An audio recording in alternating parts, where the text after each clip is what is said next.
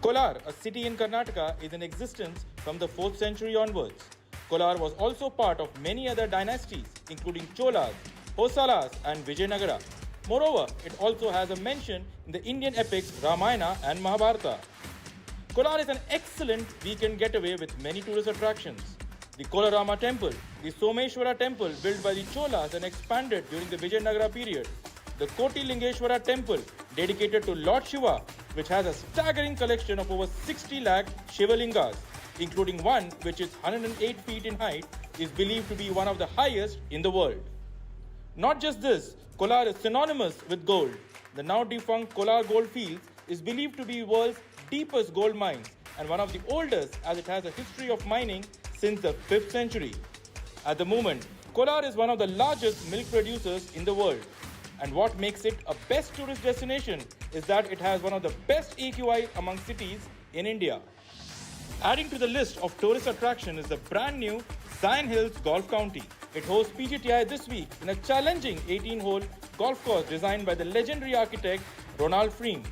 Expansive granite shelves, rusty boulders, and abundant lakes interweave with the rolling greens to create a course that will challenge the best golfers in India and abroad. Which is why the best are making the heroic entry into this week's Kolar Open 2025.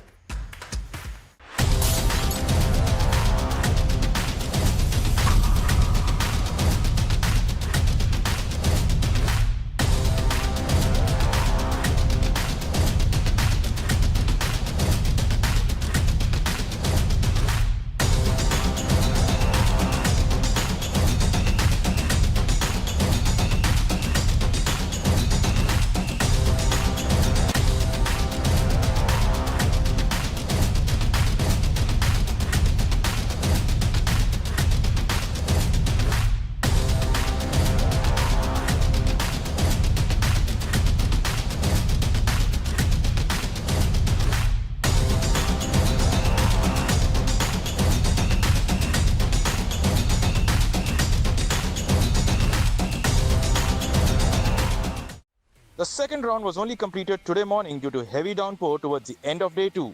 Nepal's Subhash Samang, Gurugram's Dhruv Shuron, and Chandigarh's Jairaj Singh Sandhu were tied second. Olympian Udayan Mane fired a course record score of 5 under 67 to seize the lead. Ladies and gentlemen, boys and girls, welcome to the penultimate day of the Kolar Open powered by Zion Hills. This is the 16th event on the PGTI of India's calendar, and the players this week are playing at the coveted Zion Hills Golf County at Kolar, Karnataka. The golf course is playing to very tough conditions. The leader on the board right now is Hani Besoya. The weather is at 25 degrees centigrade with a lot of winds on the golf course. It also rained yesterday, which led to a lot of rain delays for the players.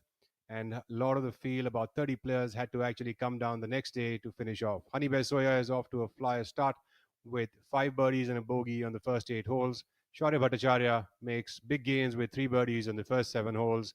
And Udayan Mane holds steady with 3 birdies and 2 bogeys on the first 6 holes. I'm Rahul Bajaj, your host, joined alongside Mr. Rao, who is a coveted sports journalist. Joining me over here, Mr. Rao. What do you think?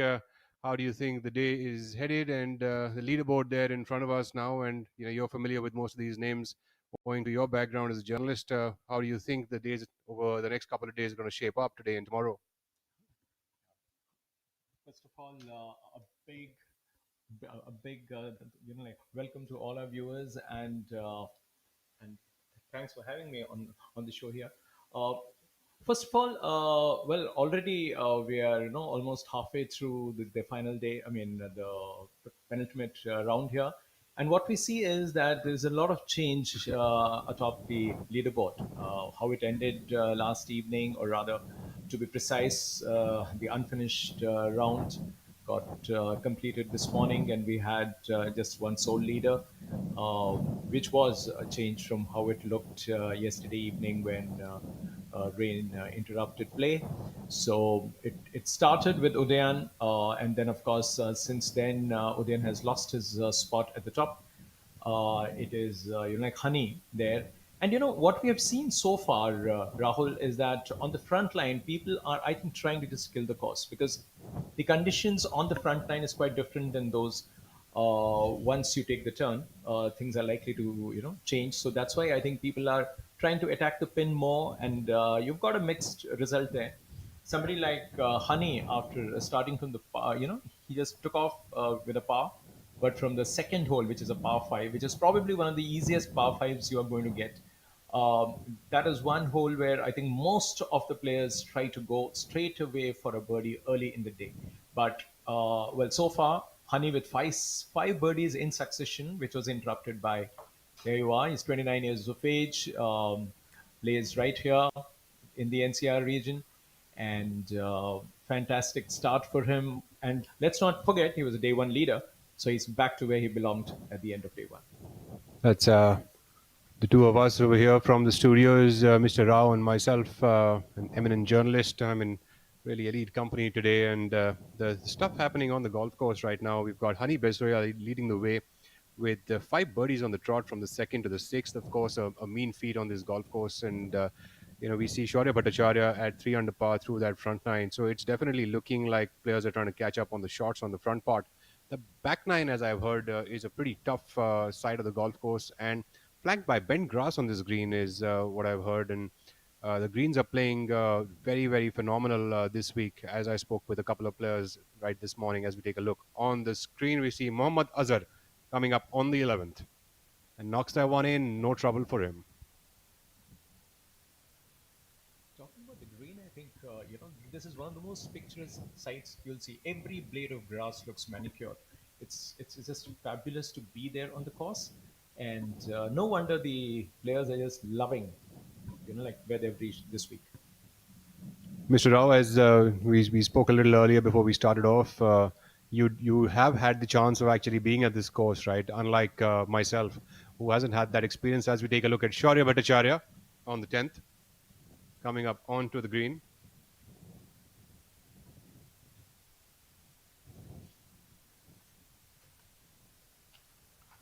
Flag on the 10th hole today is perched up at 9 inside from the front and 15 from the left, which leaves it to be a pretty tucked in front position.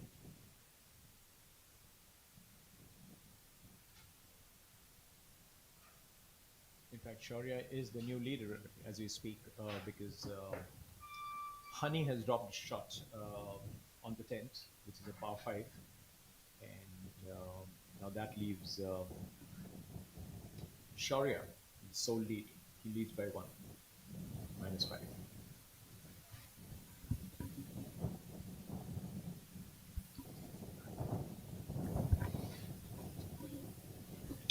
It's Shaurya Bhattacharya playing alongside Dhruv Shoran today. Dhruv seems to have wavered his shot out there onto the right side of the fairway. I'm speaking with the tournament director, Sampat Chari, there in the cart. The 10th hole is a par 4, all of 418 yards here at Kolar at the Zion Hills Golf County. Prize purse this week is of 1 crore rupees, ladies and gentlemen, whoever is just about joining us. We are here on the outskirts of Bengaluru, about an hour and a half drive away from the city, as we take a look at the third player in this group coming up from what seems like a hazardous shot, what might have been. Kshitij Naved call coming up from the left side of the fairway.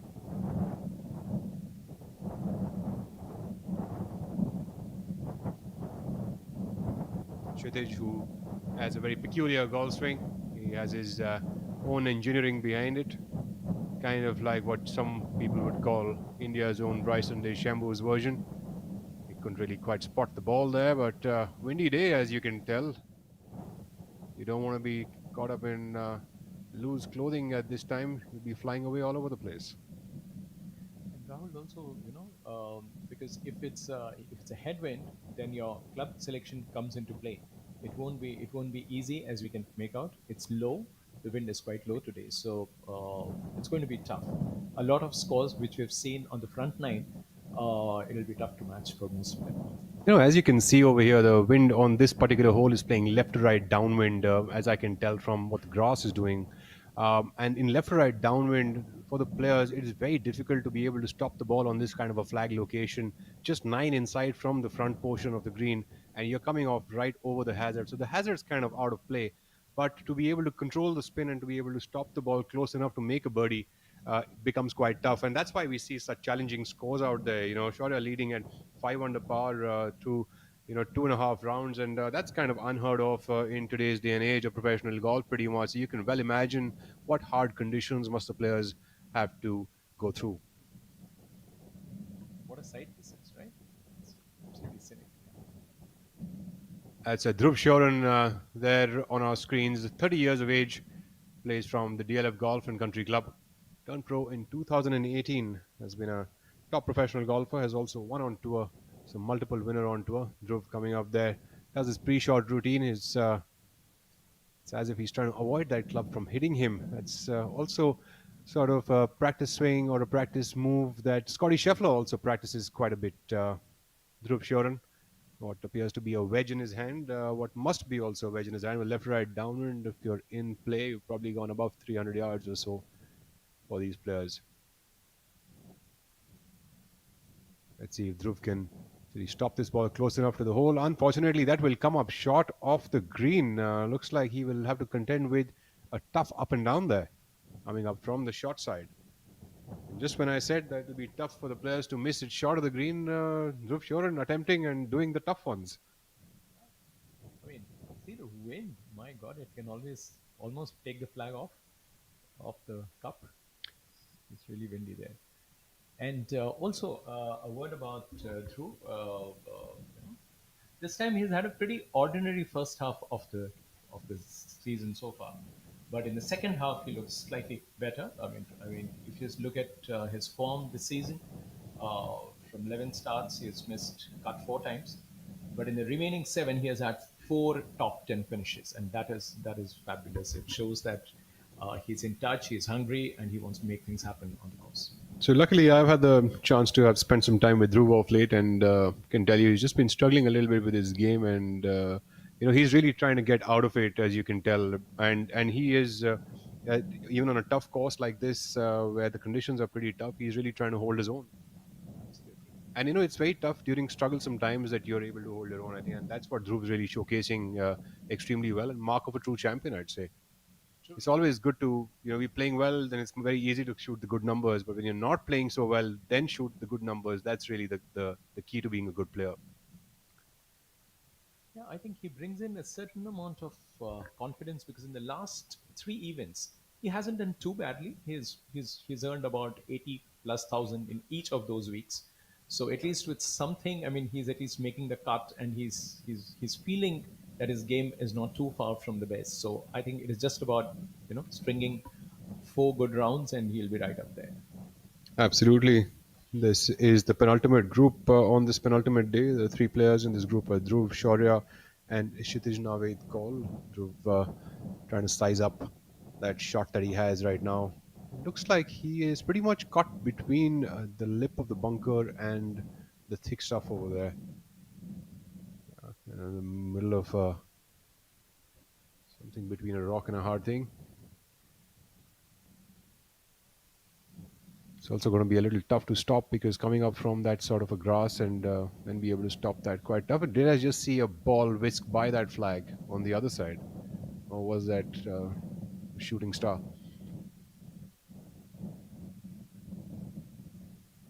It indeed was a golf ball. Looks like Kshitij Naved Kaul coming up from the other bunker, which seems to be far away from the green, but doesn't seem to have done quite what he would have expected to have done with that shot.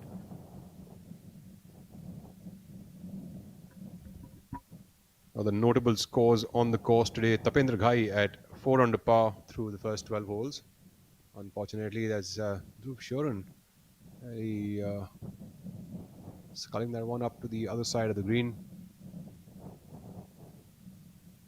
It's like not easy pickings from that sort of a rough, owing also to the thickness of the rough and the toughness of the greens. I think it just makes it all the more hard. Shaurya Bhattacharya has played himself to the fat side of the green, as one would call it. I'm not body shaming the greens, please mind you. It's just the size and the side of the flag that one needs to be playing to Shaurya coming up from the right side. Seems to be poised up for a birdie opportunity. Bit far away from the hole. An attempt nonetheless.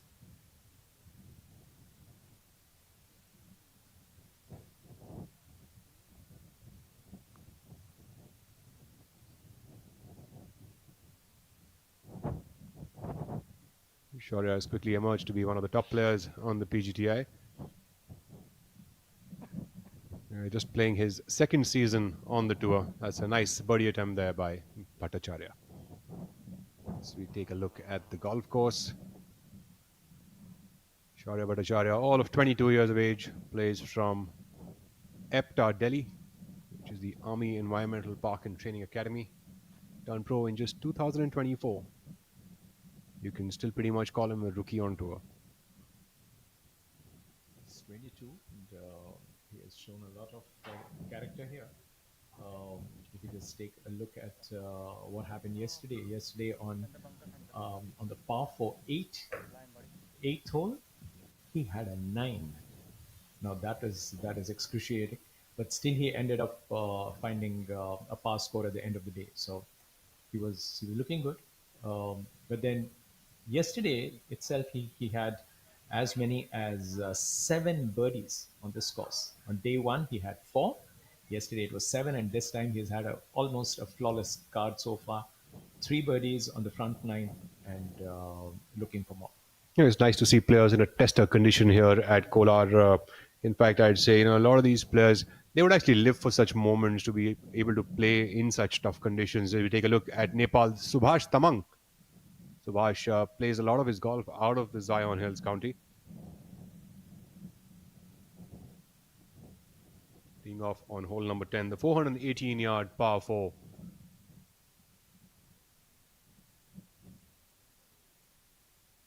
Someone coming from humble beginnings in Nepal. Subhash now is a formidable force for golf in India, and of course a name to be revered with for golf in Nepal.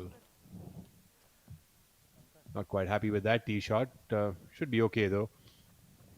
We've got Jairaj Singh Sandhu. Jairaj also led the tournament, I think on the first day, if I'm not wrong, Mr. Rao, momentarily.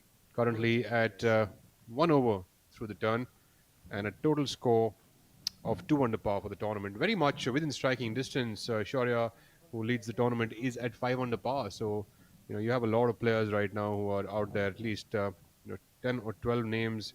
Anyone till even par right now is very much within striking distance of the leader. In fact, I'd say probably even further down than that. It'll be just a couple of birdies before you know it, you'll be near him.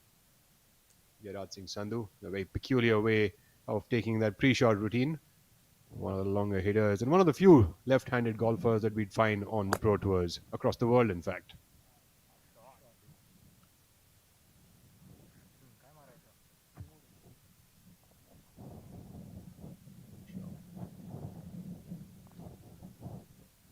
A word about the 10th hole here. This is a dogleg right. It's a difficult tee shot because it has bunkers and hazards on both sides of the fairway, and the green is designed with a large bunker, which is it's guarding the front with the left side bordering on the hazard, and also the flag on the left side of the green. If it is so, then it makes the approach shot. It actually intimidates you when you are there with your approach. So this is quite a testing hole. So it just remains to be seen how they're going to negotiate depending on the position of the pin. Olympian Udayan Mane on the screen. Udayan, who had a stellar showing last week, ended up losing the tournament in the playoff to Yuvraj Sandhu. We take a look at him teeing off with a 3-wood here on the long par 4 10th. Going to that left to right downwind though for a dog leg to the right actually makes the hole to be a little bit easier for the players, as the wind can catch it and then help you sort of propel that much further. Didn't hit quite the shot that he would have wanted to hit. Udayan Mane coming off with a rough start on that front 9. 2 birdies to begin the day, and then has just been all colors on that front 9. Been bogeys on hole number 3, 6, 7, 8, 9. Kind of like the number of birdies that a player would like to make, but unfortunately coming off the rails a little bit. Hopefully, Udayan Mane at the turn now will be doing things in a better fashion. 34 years of age, coming from Pune. Turned pro in 2015. I've had the privilege of playing with this lad many a time, and believe you me, he's not going to back down that easily.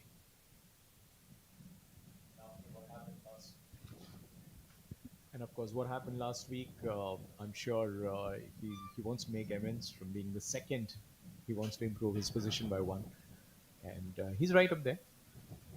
Kartik Sharma on hole number 11. Another left-handed golfer.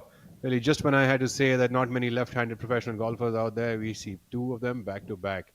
Kartik Sharma making a really nice long putt attempt over there on the 11th hole. Currently at a score of 1 under par for the tournament. Manu Gandas there, eyeing up his putt. Just nothing short of a tiger.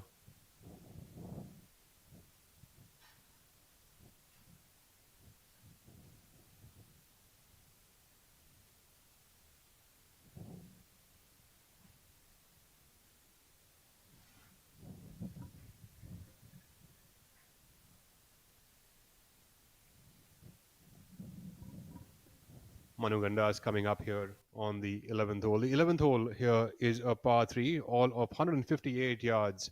But owing to the winds, a difficult flag location here to get to for the players. Pins perched up at about 16 in from the front and 10 from the right. That's the picturesque 10th hole there on our screens here at the Zion Hills Golf County. We take a look at Mohammad Azhar.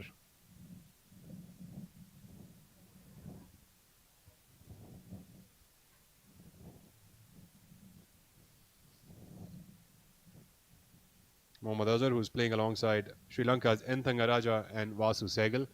Well, it looks like his ball was stuck way deep into that rough.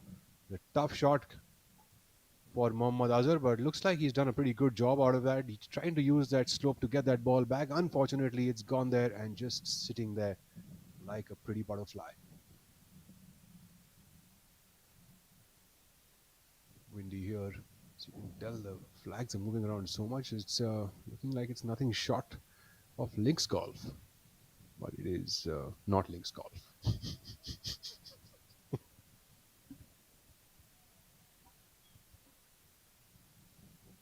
Vasu Sehgal. Seems like he's asking for the pin to come off. Doesn't need some.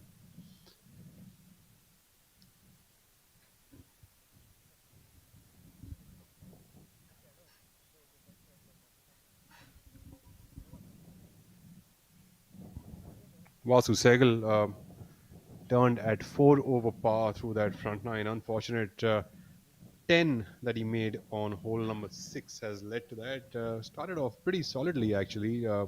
Has made 7 pars, 1 birdie and an unfortunate pentaple on the 6th hole. He's made also 2 pars on that back nine. He's chipping up here on this 12th hole.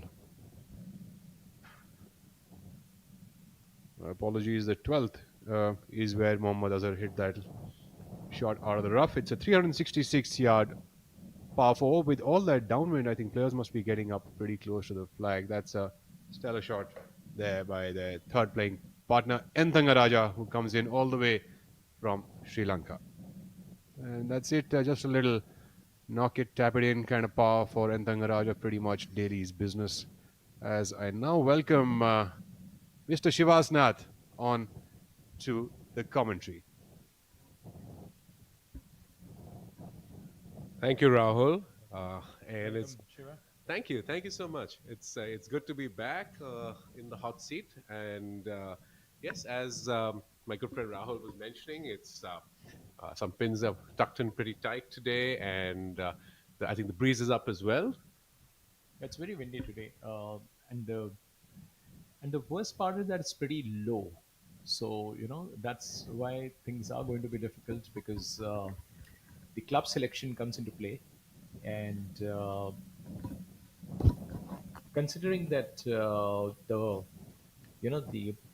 back nine here is where I think most of the fairways are a little narrower as compared to those on the front nine. So again, the accuracy from the tee becomes the key there. Absolutely right, Rakesh.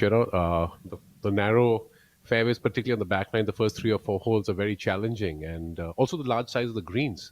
because if you're Huge on the greens, wrong right? level, you're typically in, as most of us club members, our buddies say, you're in three-putt zone all day.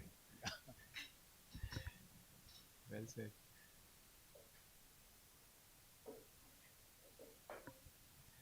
And here also, on the domestic tour, you don't see people getting to play on such greens. I think these are really fantastic greens, although they haven't been used as much. So the experience of playing on these greens, and I'm and I'd like to love to just go back to all these pros who've been there this week, just to get a feedback on how they felt, because this is the first pro tournament on this course. Picturesque sites all over, very well. It's like very well done, and for those behind the course, for them this has been a great a week, because their dreams have come true. And um and the scores, of course, last month we had one event from the ladies tour here, where the winning score was par, and the men haven't done too badly here, because they have, at least the leader is now on -6, the best score that we have seen on the leaderboard after day one. Briefly on day one, we saw that the players were enjoying the front nine, and thereafter the course had its revenge. And by the end of the day, we had the leader at -4. Yesterday, also the same story. And now, as we are in the second half of day three, we see the leader sitting with a two-shot lead at -6. No, you're absolutely right, Rakesh, because I think the last couple of events, the scoring was very, very low, very, very deep. And, well, personally, it gave a lot of people a very false sense of what kind of scores are being put out there. And I briefly remember thinking about the fact that it was kind of playing a lot like a Nintendo Wii game. And this kind of gives it a lot more parity, a lot more reality. And it's really nice and heartening to see that your new track, set up by Ronald Freem, who's a tremendous designer, is providing challenge, and also it is something that I'm told makes players think.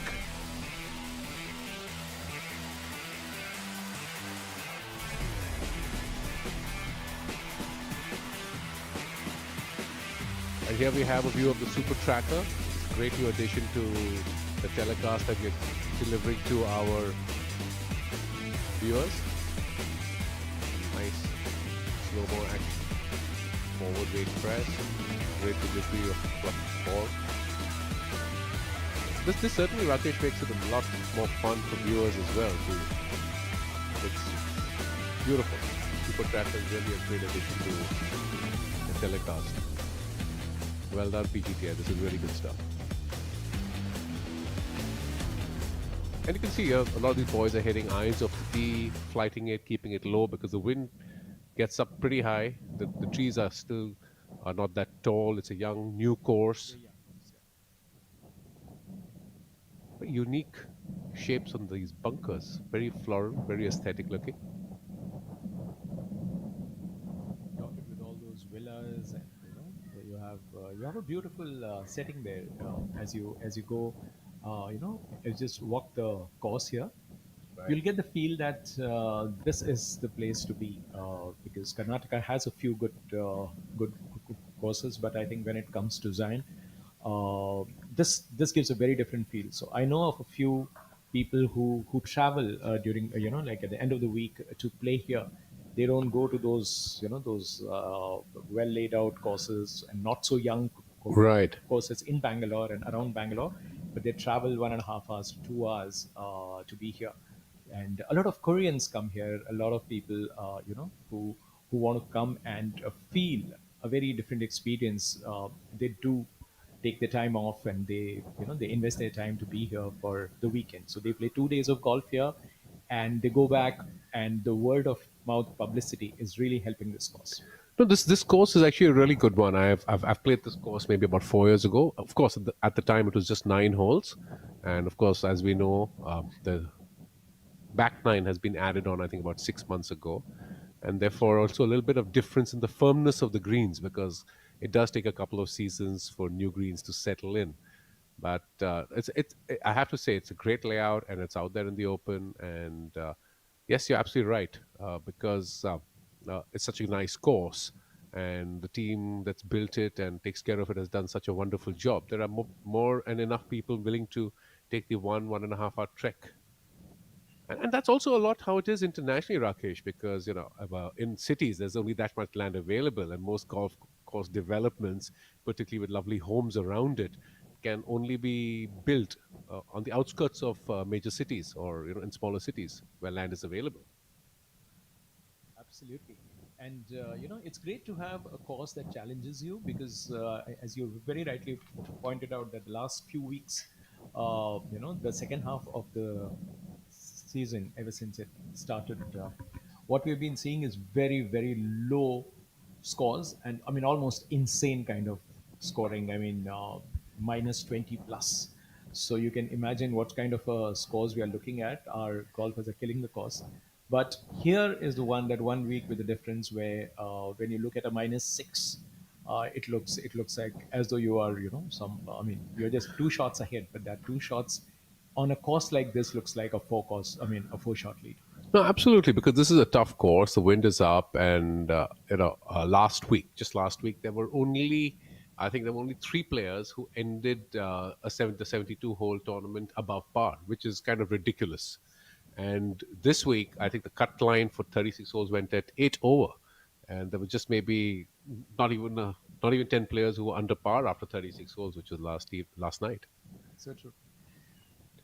It's also very heartening to see the amount of development in terms of residential coming up around the golf course, and it's something that is getting extremely popular. Golf living, and living on a golf course, and certainly lovely views to wake up to in the morning. I would take that sort of life all day long. Shivas, I've had the fortune of staying on this course for more than a week. Trust me, each morning is absolutely delightful, and you look forward to sun waking you up in the early hours, and you see people on the course already. So it's a fantastic experience. Now at this point, I welcome back Rahul. He takes over for the next segment. Thank you.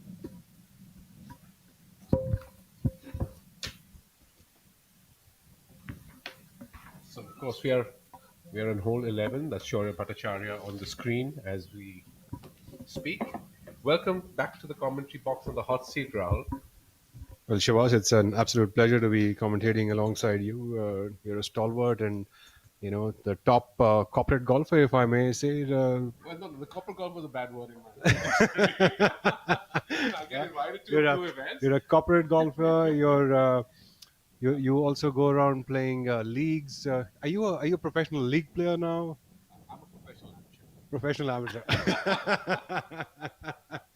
Yeah, well, I enjoy my time playing some of the leagues across the country. It allows me the opportunity to play with a lot of friends, and also a lot of golfers I grew up playing with. But I think a special place in my heart is the AVT Champions Tour, where it's the over 50s tour, and I kind of like to ply my trade there and get a few good results. So it's fun. It's fun. I enjoy my time being out and about.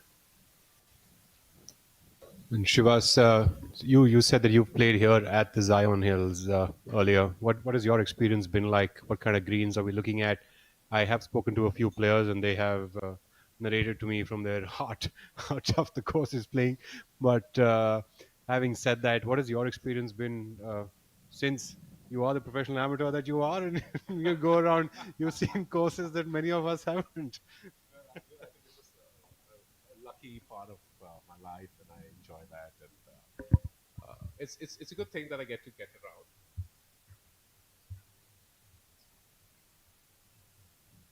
So, Zion Hills, of course, I did mention that I was there maybe 3 years ago, and played 9 holes. So, for starters, the course has a lot of energy because there's a fabulous academy that's being run out there by a good friend of ours, Tarun Sardesai. And he's got his youngsters living there and practicing there and playing there. So, I fully expect a lot of the youngsters from his stable, Ariman Mohan, from Mumbai, but he's moved there. You have Subhash Tamang, and they would certainly do well. So coming back, of course, to your original question, the greens out, I just found them outstanding. They were very soft. It was a benign day. The wind wasn't anything like these youngsters are experiencing this week, or these boys experiencing this week. And well, certainly I did not play from the tips. So probably the tee in front of that. So the course play is incredibly different, as you know, Rahul. You know, when you're playing from the tips, you're playing from the members tee. But it's a great layout. Certainly, there's a lot of potential. And looking at the way it's playing this week, it's a big thing, particularly on the back nine, to make the right choice from off the tee. And you know, as you would agree, you know, when you're playing a course for the first time, there are many courses on the tour which have been around for a while. So a lot of the players have prior experience on playing that course and get advice also from their senior peers on tips on how to handle the course. But this one's hosting an event for the first time, a PGTI event, and it's new for most of the guys out there. Absolutely. Shaurya there putting from about a few feet away. Rolls a one in, no trouble for him. Finds the bottom of the cup. And, you know, earlier I was actually narrating how the 10th and the 11th are, unfortunately, I was actually not saying the right things. And the 10th is a par 5. It's a 565-yard par 5, where Shaurya Bhattacharya actually made a birdie and took solo lead at 6 under par. 11th is not a par 3, sorry, it's a par 4 at 365 yards. I think I had that botched up a little bit. But things are getting clearer as the mist gets off my glasses. Udayan Mane on the screen on hole number 10. Coming up from pretty much a similar position to what Shaurya Bhattacharya came from what we say is the fat side of the green. Like I said earlier, ladies and gentlemen, this ain't no fat shaming. Subhash Tamang coming up from the back of the green here. A tough up and down, especially because of the way the ball is nestled down into that rough. Although this is where Subhash plays most of his golf, so should not be so tough for him, although we could be surprised. Well, Subhash was very impressive last week as well. He had by the standards, of course, of the rest of the field, he had a bit of a mediocre final round at Clover. But I was particularly very impressed with you know, how he approaches his game and his general conduct on the course. I think pretty much left to that putt to figure out whether that's going to be an up and down or not. Definitely not the kind of chip that he would have been looking at. It can also be quite daunting for a player, especially if the ball is nestled down a little bit. Its headwind is of high intensity. You're not really sure whether the ball's going to get caught or not into the grass. Jairaj Singh Sandhu coming up from the left corner of this green.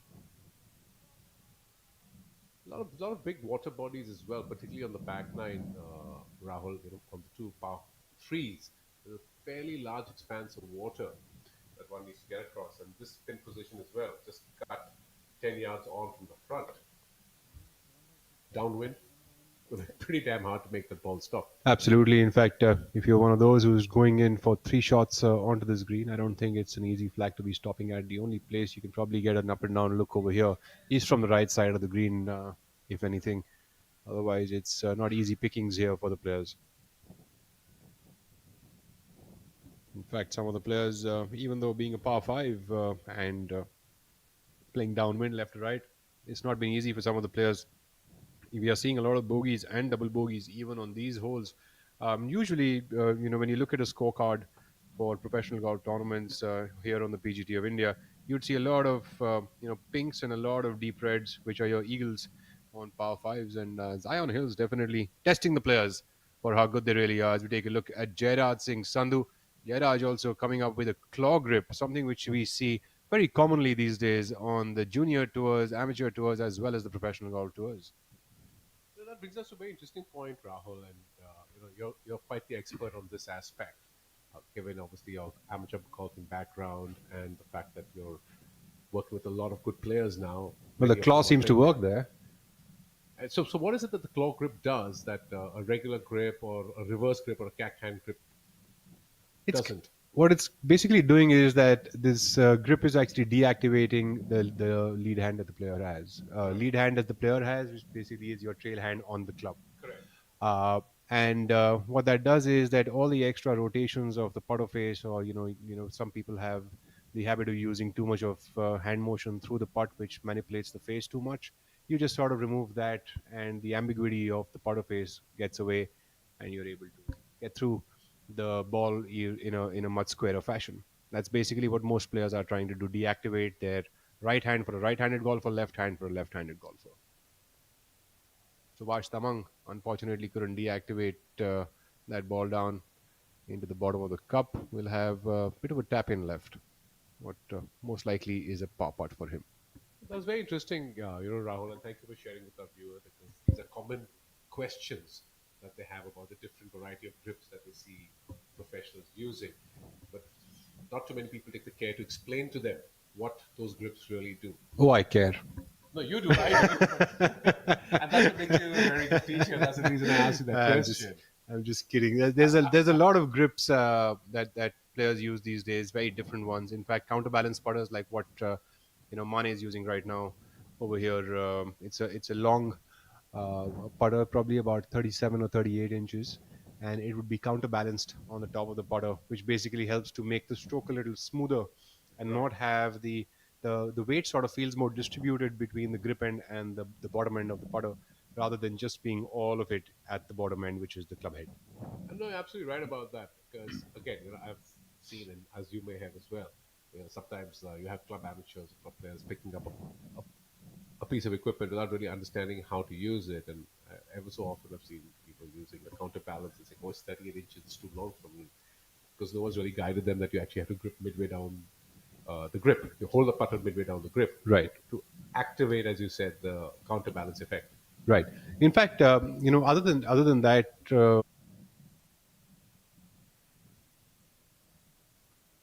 पढ़ता है खेलता है झूलता उछलता है दौड़ता कभी कभी दौड़ कराता है आगे आगे बढ़ता है इंडिया अमूल दूध पीता है India What a great shot! But he looks tired. And that's a drinks break. But what's the plus sign for? Amrutanjan electro plus. जब लगे थकान वाली प्यास जरूरी है सेल लेवल हाइड्रेशन। इसके इलेक्ट्रोलाइट्स आपके सेल्स को रिहाइड्रेट करे, एनर्जी लौटाए, थकान वाली प्यास मिटाए। जब आपको भी लगे थकान वाली प्यास, अमृतांजन इलेक्ट्रो प्लस, थकान वाली प्यास के लिए। I'm sorry, sir. My mistake. पर हम भी जिद्दी है। मुश्किल खड़ी है खोले सीना सामने चट्टान है मेरी जिद का बोले पसीना चट्टानों के अंदर आसमान है जिद क्या पावाली जिद क्या पावाली जिद क्या पावाली जिद। back to the action here at the Kolar Open, powered by Zion Hills Golf County. Here at Kolar, about an hour and a half away from Bengaluru town, is this professional golf tour of India event. Prize purse of 1 crore rupees this week. 16th event here on the PGTI of India. And Shaurya Bhattacharya leads the way at 7 under par total. 4 shots ahead of Mohammad Azhar and Hanif Soya. Kshitij Naved call on our screen right now, coming up onto the 12th hole from the right side of the fairway. Pin today on the 12th hole is 18 yards and center pin position, which is actually not a very tough pin position for the players to get to. Winds also slightly from the front, so it should be easy pickings for him to stop the ball quickly on the green. Hopefully that lie was not so bad. No, and interestingly, while it's a 405-yard par 4, it's actually a dog leg, and the trees, as Rakesh and I was discussing, haven't yet grown up to their full height. So a lot of these boys getting very close to the green, cutting off a bit of the corner, and giving themselves little flip wedges at the flag. Shaurya Bhattacharya, the leader now, coming up from the left side of the fairway. That's a pretty good angle, Rahul, at this flag. Coming up with birdies on 10th and 11th, trying to make his third birdie in a row on the 12th. It's a pretty good angle to come from. Hopefully that ball's sitting pretty well in the fairway. That's a super shot there by Shaurya, coming up to about 4 feet away from the flag. And that should, I suppose, allow him to move a bit left to right and allow him to make his third birdie in a row and extend his lead. Absolutely, and that would be the 6th birdie for Shaurya for today.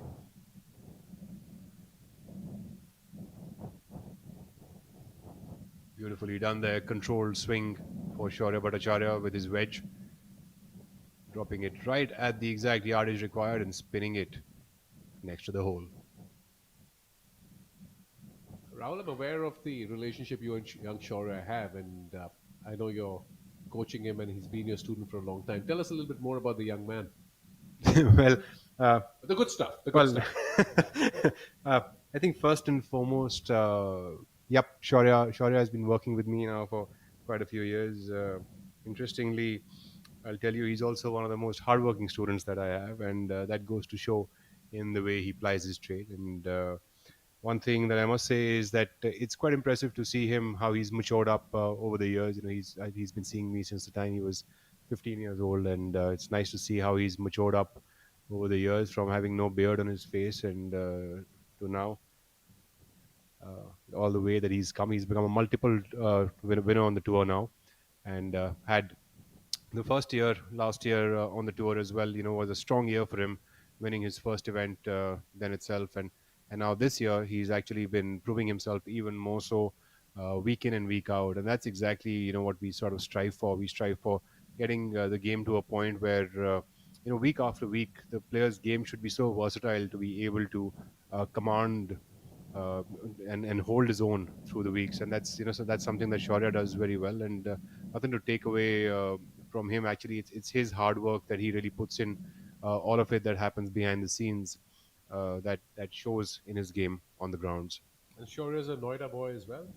No, he lives in Delhi and plies his trade out of Epta Golf Club, but he comes down to see me here in Noida. That's where I'm based out of. So, you know, he just comes down and hangs out with me over here every now and then. In fact, I spoke with him this morning, and he was telling me the greens are playing phenomenally. He mentioned, and he said it's quite windy, but he said the greens are playing phenomenally. They're large greens, so it's not tough to find the green if you're in the fairway, but it's definitely tough to putt if you're far tough away to from find the the hole. hole. Kshitij coming up from the back of the green here. Kshitij is also a Delhi boy. He calls Delhi Golf Club home. And again, a tremendous player, always hovering around the leaderboard. Be good to see him get one across the line pretty quickly. But of course, Shaurya has built up a solid four-shot lead, and he seems to be holding on to it. Well, I do think, and without any bias whatsoever, that, you know, there's the end of this tournament is really very far right now. It's not just 27 holes far; it's literally a day and a half away, and anything can happen on a course like this. You know, someone has to get on a hot streak, and someone has to, get caught in the winds, and anything can really happen. So I'd really keep my mind open as we, look at the back nine for the day today, and moving into the 18 holes that come in tomorrow. Well, the back nine, of course, is the tougher nine, is what I've been told. The tee balls, the tee shots have to be, you have to be very selective. A lot of narrow fairways, a few OB lines as well, and of course, if you hit them offline, as we know, the wind when it starts blowing, it kind of exaggerates your misses significantly.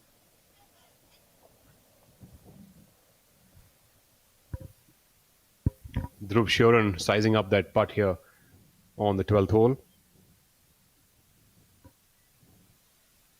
The pin today over here on this hole looks like it's put into a bit of a crater, like the slopes are on the sides. And I did see, a couple of players earlier trying to use the slopes to get it close to the hole, but unfortunately, that the ball didn't really spin back the way they wanted it to. So we take a look at Dhruv Shuran. Dhruv plays mostly from Gurgaon. Through himself, exactly. I was just going to say that again, based up north in the NCR region.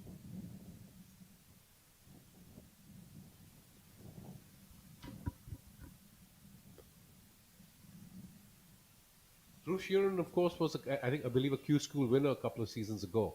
Absolutely. He's really grown in stature and confidence. Absolutely. In fact, he's also another one of the consistent players on the PGTI. He's been a pro for a couple of years now.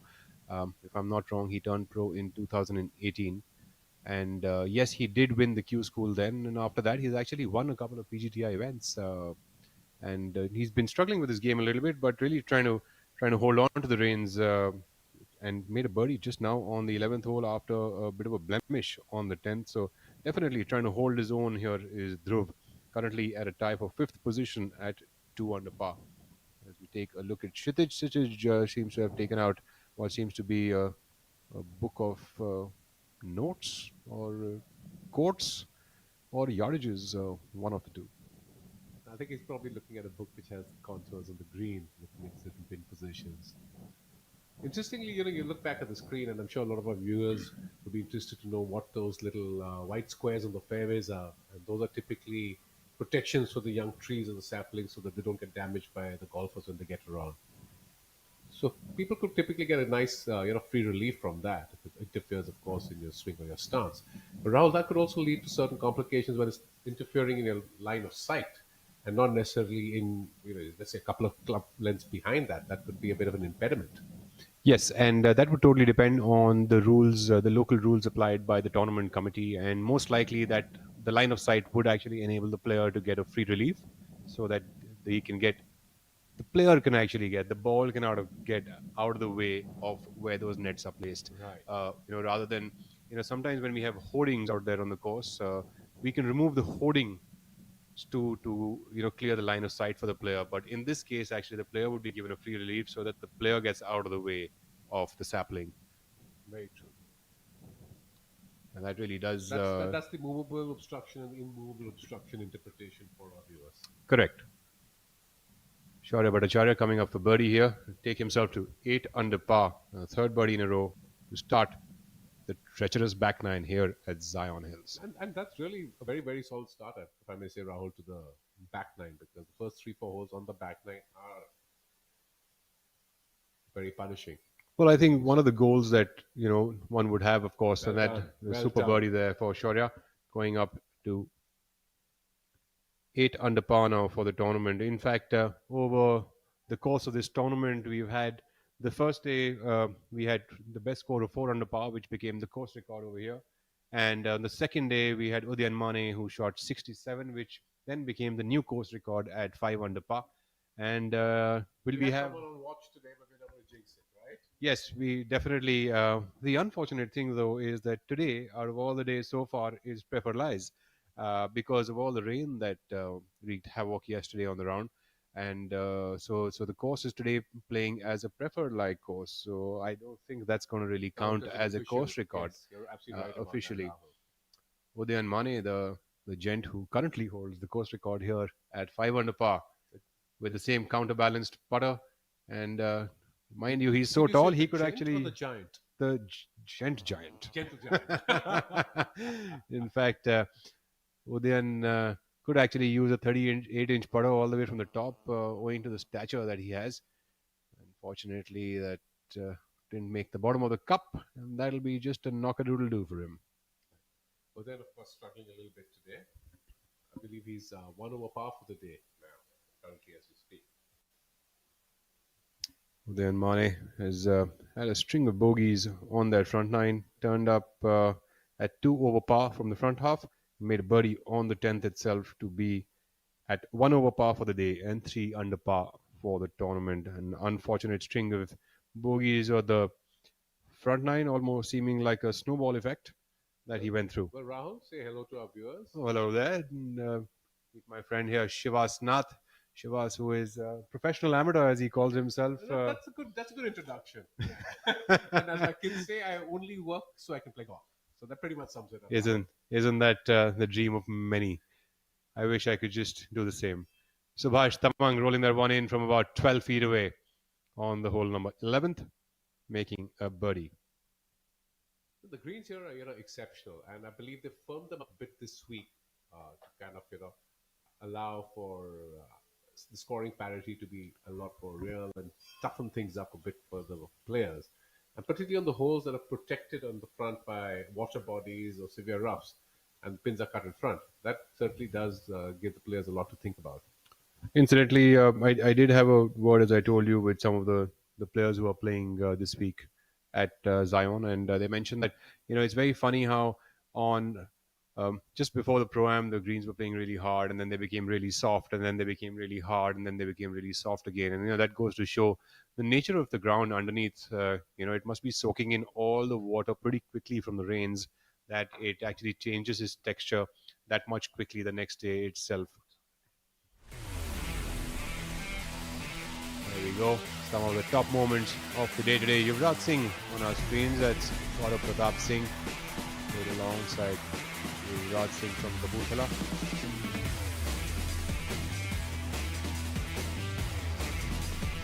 Youngsters there helping out on the course. Shaurya Bhattacharya, Dhruv Shoran. There you have him. Look the Naveed call doesn't want us to look at his eyes.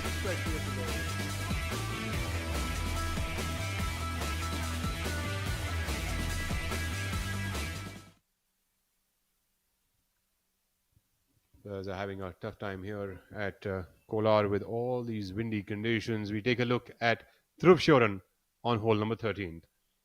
13th hole itself is 345 yards, and you saw the wispy grass in the rough. The wind is blowing. Yesterday, things did taper up a bit wind-wise towards the second half, and Udayan, of course, took full advantage of that. But today, the wind seems to be up again. Absolutely, it is definitely. The wind is definitely blistering out there, and on this particular hole, the wind seems to be from the right to the left. As we could also tell, Dhruv actually finished his iron shot from the tee towards the left side of the fairway. I'm not so sure if there's a water hazard on this hole, but definitely looks like each of the players is going with an iron to lay up there first. Yeah, they're probably going to lay that up and leave themselves about 100 yards, 80 yards in. Shivas, have you had the pleasure of playing this hole to tell our viewers as to where? No, I have not played this back nine. This did not exist when I was there 3 years ago. There's a lot of work going on, of course, but no, I have not played the back nine.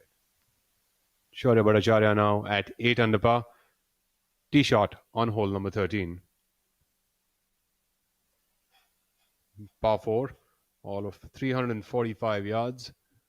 Definitely will give the players a wedge in the hand, but will be closest to the pin contest as we get closer to the second shot. A lot of these greens also guarded by not just water bodies, but also very large bunkers, as our viewers must have seen from the overhead visuals. So certainly, very well designed course, interesting strategy. I also saw a little lake, kind of a water body in the middle of the golf course. Is that a lake or is that a man-made body? Would you know, Shivas? From a golf course design perspective, it could also be a water retention feature, which also doubles up as a water body.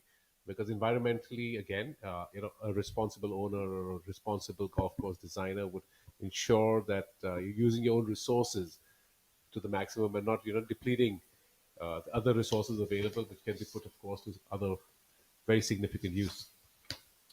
So, one of the courses that I feel has done a great job with that is Kalhar Blues and Greens. A lot of water features, and they're just dependent on their own harvested water, so as to put it. Of course, they treat it and make it reusable.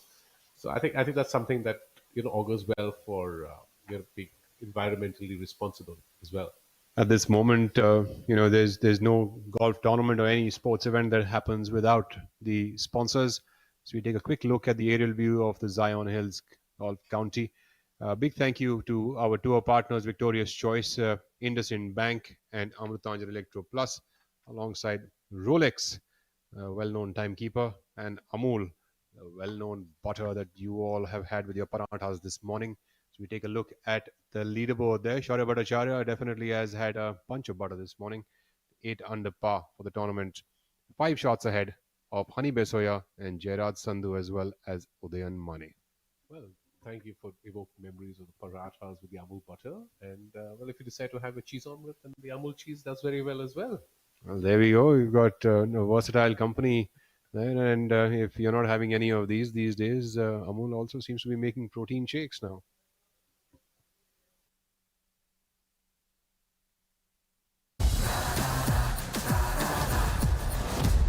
I'm sorry, sir. My mistake. पर हम भी जिद्दी है। मुश्किल खड़ी है, खोले सीना, सामने एक चट्टान है, मेरी जिद का बोले पसीना, चट्टानों के अंदर आसमान है, जिद क्या पावाली, जिद क्या पावाली, जिद क्या पावाली, जिद। What a great shot! But he looks tired. And that's a drinks break.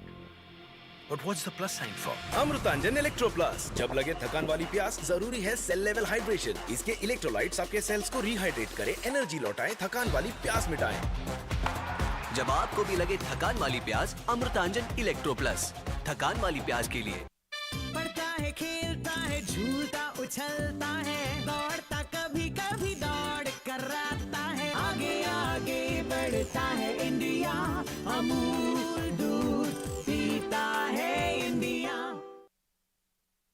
Well, back to the live action, and I'm going to hand over the mic to our colleague Rakesh, who's actually had the pleasure of living at this property, and he'll tell you a lot more about the future plans of Zion Hills.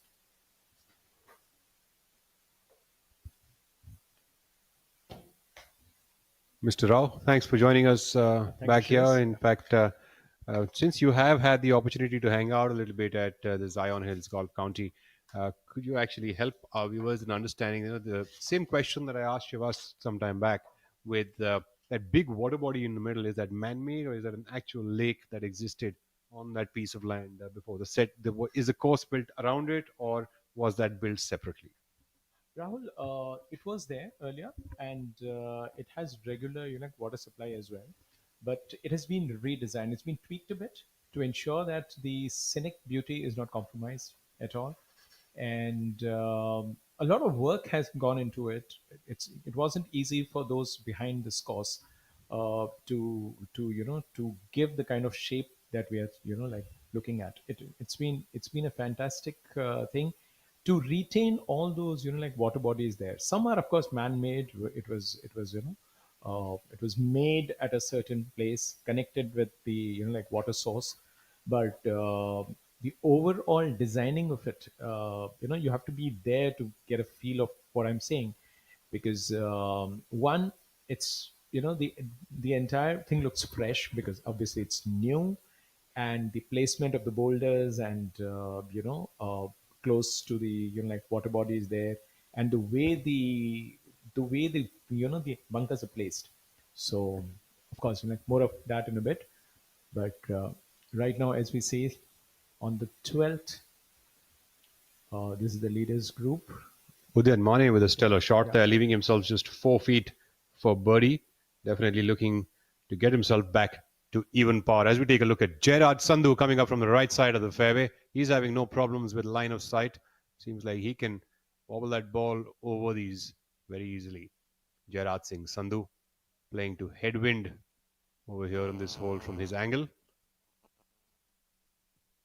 Is Jairaj able to get that ball close to the hole? Unfortunately, that's a bit far away and just off the green. Seems like he had to really chop some grass off to get that club to the ball. Must have been in thick stuff, as we call it. We have Dhruv Shoran, our penultimate leader group here. Dhruv lining up for a birdie here on hole number 13. 13th hole here at Kolar is a 345-yard hole, so that's his wedge shot that is landed up onto the green. Just trying to figure out how much he wants to hit it. As those gestures that he just made, actually, for our viewers, would be interesting to note that it's actually him trying to feel how much does he need to hit the ball to get it up to the hole. It's kind of like a field builder in the hand to be able to then step on and go for it. A lot of boulders and that water hazard in the background. Dhruv will have to contend with another 5 feet or so for his par here on number 12. Number 13th, my apologies.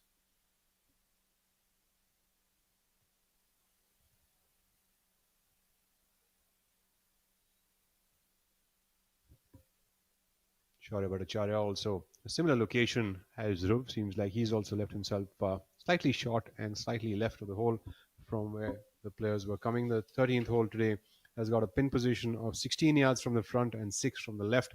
So closer to that water hazard and tough to get that ball to stop on the right side and close enough to the hole.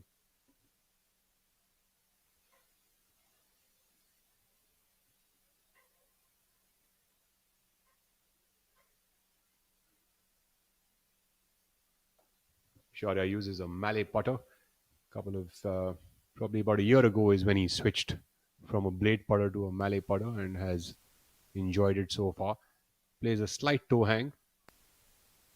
Leaves that one up short. Doesn't matter, Malay or blade.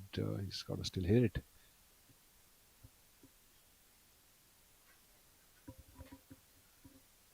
It's a little taparoo. For Shaurya to make a par here on hole number 13. Stays at 8 under par for the tournament.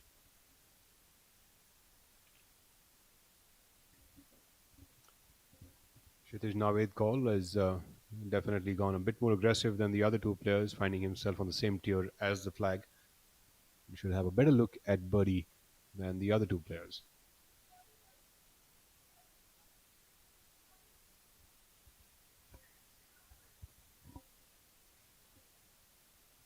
Kshitij also has a very peculiar way of addressing a putt, very meticulous about the kind of processes that he follows through and through. Putting with one of the latest technology, probably not latest technology, but one of the zero torque putters as the latest in thing in the golfing world that everyone's speaking about, and seems like it completely works. Kshitij Navedkar drains in a birdie here on the 13th. Mind you, you also have to hit the ball on the same tier as the flag to be able to drain the putt. That went like an arrow, right? As straight as that. I mean, no torque on that, was it? Absolutely. Just let this. Just. It's not very often you see somebody, stroking it so firmly and, gauging it so perfectly well. The distance and the speed and the direction. Well, there's many ways to skin a cat. Kshitij Navedkar certainly has his own way. Dhruv now needing to make a par here. Nearly 6 to 7 feet past the hole is where he's landed himself up.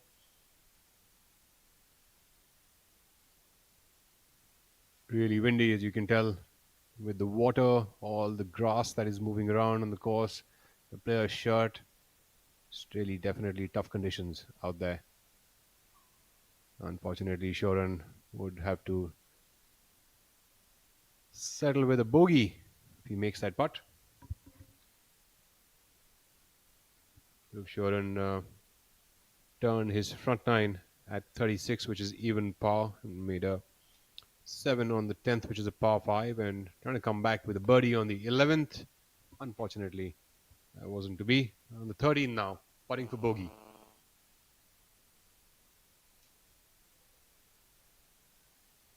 Shoran finds the bottom of the cup here. Will drop one shot to go to 2 over par for the day, and to be a total of 1 under par for the tournament.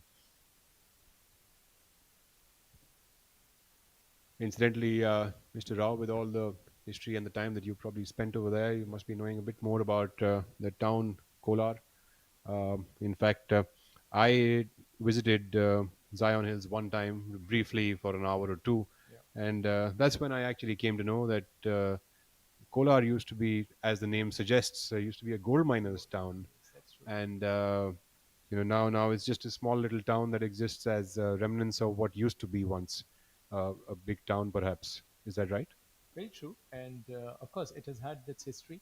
But at the same time, when you go there today, when you come out of the golf course and you see the rural area there, I mean, this particular property stands out because of the contrast that you see, the people, the way of being, and also, Kolar, like most of the cities in Karnataka. Unfortunately, when you talk about Karnataka, the state, you won't find too many states which are known in the like outside of the state. We talk about Bangalore, we talk about Mysore, Mangalore, and that's about it. And thereafter you'll say, okay, how many more states are there?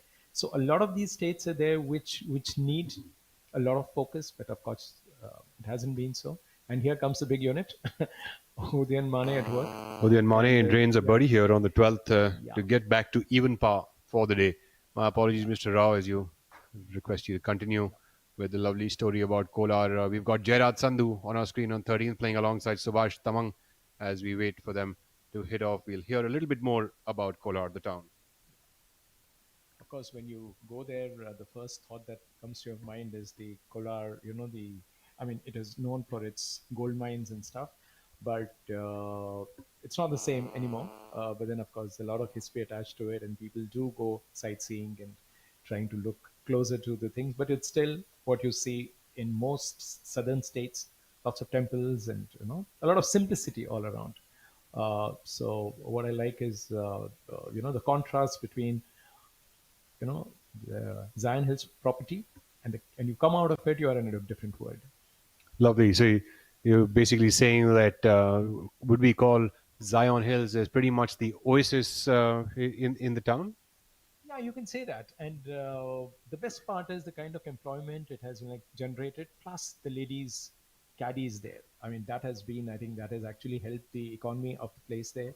And people work pretty hard there. I mean, and also I remember during the days of COVID, the way the people responded to it. Of course, it wasn't easy for the group, but I think overall the locals played their part, and today they have a huge role. I mean, they have played a huge role in where we see Zion Hills as of today. Udayan Mane coming up here on the 13th with the wind blowing from the right to the left. Udayan trying to find the fairway. And then, of course, we just saw our penultimate leader group who was trying to find it close to the flag. We will see where Udayan Mane ends up hitting it. Can he get it closer to the hole than the penultimate group or not? That is waited to be seen.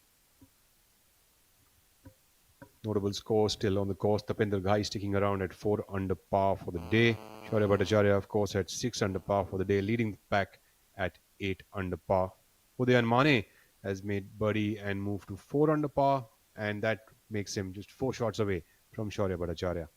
We also have Kshitij Naved Kaul at 2 under par and Hani Besoya at 1 under par for the day. Also got Manoj S and Abhinav Lohan playing to 2 under par for the day, and both are tied up at even par. So just a couple of under, as they would call it. We also have Akshay Sharma and Koichiro Sato, Arjun Prasad, as well as Jamal Mola, all playing to under par numbers. Jamal, of course, comes in all the way from Bangladesh, currently at 4 under par for the day and 4 over par for the tournament. This really gives you the sense and the understanding of how tough the course is playing and how good the players really are. Also, so far we have reached the second half of day 3, and so far only 12 golfers, or rather 11 golfers, who have either par or under. So people have struggled to break par here, and as a result, it has added a lot of intrigue to the title race here. As our leader now gets to hole number 14, the par 3, 255-yard long par 3 with these windy conditions. Definitely going to be a tough shot, and you can tell he's changed his club. Certainly playing a little inky, pinky ponky with which club to go with. Not an easy choice to make, especially for a long distance par 3. Pin today on the 14th hole is 18 inside from the front and 8 from the left. Prudent place perhaps would be to be slightly right of the hole.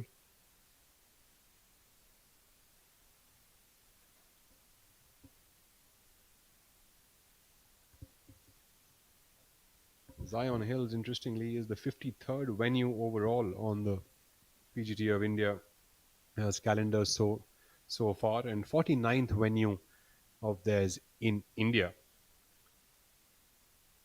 The first men's professional event to be held here at the Zion Hills. Lovely shot there by Shaurya Bhattacharya, finding the dance floor with his choice of club.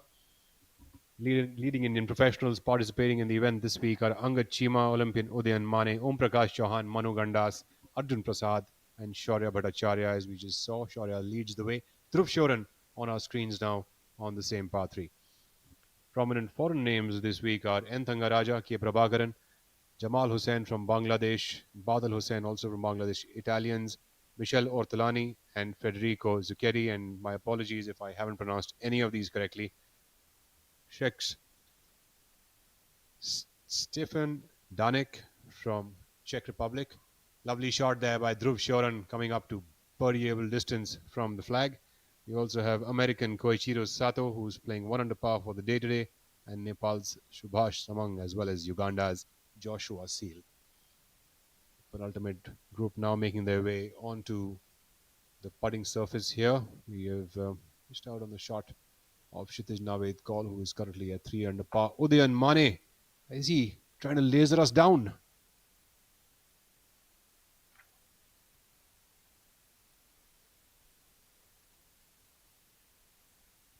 The architect of the Zion Hills golf course is Ronald Freem.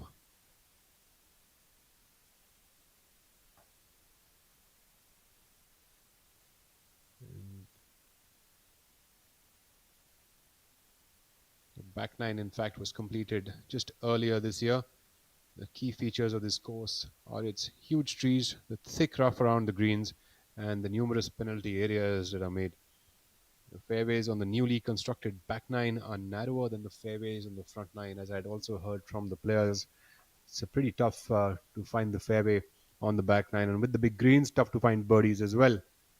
Subhash Tamang from Nepal on our screen. Standout feature, as Mr. Rao had said earlier, is the lady caddies here. Of course, this provides a lot of employment opportunities.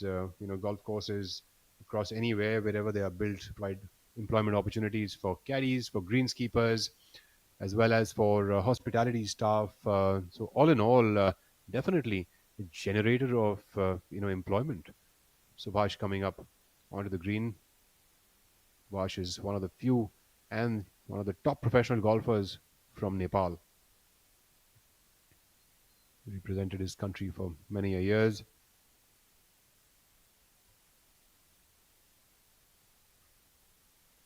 This is one hole where the green is on an island, so if one has to be very, very accurate with the drive. Interesting fact there, Mr. Rao, that the green is actually on an island, and probably that explains why the players are going with an iron off the tee box. Unless and until they want to drop into the drink like a cube of ice. Udayan Mane.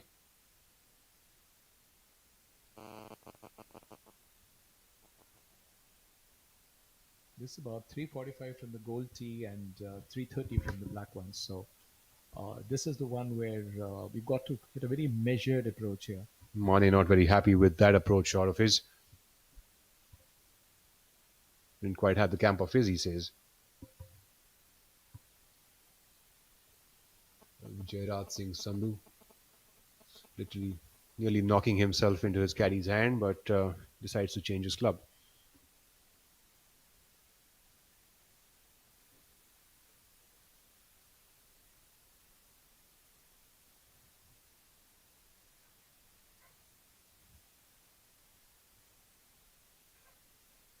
Jairaj coming up onto the 13th hole, which we have now understood is an island green, and that's the reason the players are going up from the tee with an iron to lay up. Jairaj seems to have caught a bit too much ground than he would have wanted for a wedge shot, and has landed himself on the same shelf as the hole, but a bit far away than what he would like to be at with a wedge. As I now call upon my co-commentator, Shivasnath. Thank you, Rahul. And yes, that's exactly what swirling wind, and a strong one at that, coupled with, of course, a huge water body in the front does. We just play to the safer side, and we didn't really catch a visual of Udayan's second shot, but he was clearly unhappy. And, the penalty for being too cute can be fairly high. And here the green is surrounded by water from three sides, and you have a bunker. It really challenges you in the sense that after you tee off, and of course it's like this being a par four, so your approach shot becomes the key. You're absolutely right. It's about playing to the safe side and putting yourself in a position where you are giving yourself a birdie opportunity. And, the pin is just cut 16 yards on, which on a large green isn't really a whole lot with a swirling wind. And, when you're coming in with wedges, while, of course, they are typically I would say, the easier shots. But you have to be very precise because sometimes you're taking something off and you have the ability to manipulate that swing, flight it in, ride the wind. Lots of variables, all in the mind, of course. And here we are on the 14th.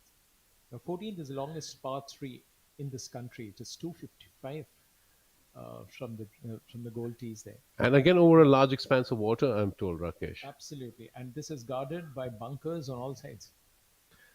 This golf course is quite a brute. Yeah, it is brutal. So if you don't hit a measured approach, you are in trouble.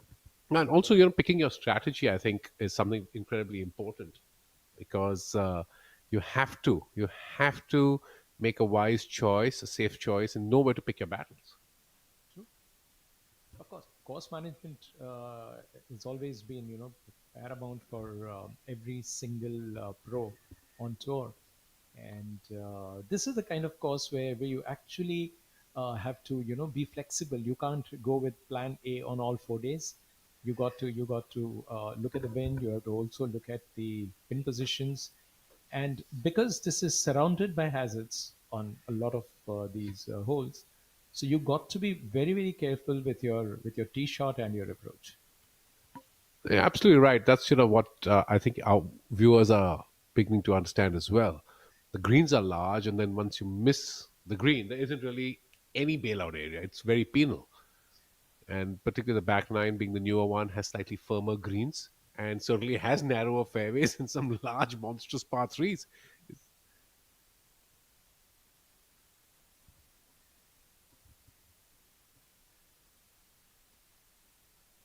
And if you look at the 14th here, if you miss the green, it punishes you so badly that you can't afford to really pitch the ball and not control the backswing.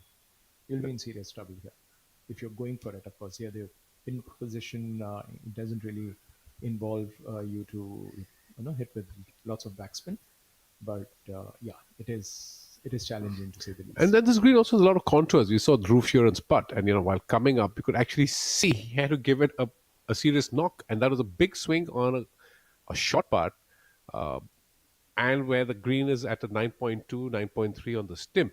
But to just get up to the next higher level of the elevation was quite an effort. Sometimes it appears that the green speed could be a little more than 9.2, because of, I mean, if you're there on the course, you realize that on certain kind of greens, not every green is consistent as Right. of now, but you cannot get carried away by the average stimp speed. No, absolutely, because the average stimp speed, is typically taken on a flat portion of the test green, and when you're actually working with greens that have contours such as this, they can be fairly, magnified in terms of the downhill parts, particularly. But really, I must say, Rakesh, I'm thoroughly enjoying the visuals and the landscaping on this course and the visuals being presented. That's a very unfortunate miss by Kshitij. You certainly have been hoping to make that one.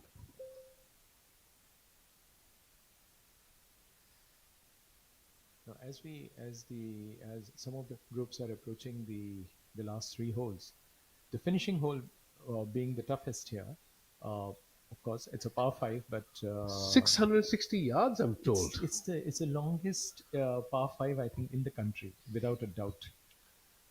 Anything beyond 600 is not something that you get to see. I mean, these people had the luxury of building a course, because I don't think land was such a serious issue here. But within the available space, the way it has been designed, and to have the luxury of a par 18, I mean, a par 5, which goes beyond 6 and well beyond 6. So that is quite something. I mean, of course, you got to be, I mean, you have the luxury of using the driver from the tee. It's a fairly wide open fairway, Yeah. and it's also Yeah. plays usually downhill, is what some of the players are mentioning. All right. Okay. So I believe a few of them have managed to get to 660 yards with two blows, which says a lot about the physical fitness of the length these youngsters hit it. True. And of course, that is one hole which I think that it is a long hitter's delight, because there you can just let go.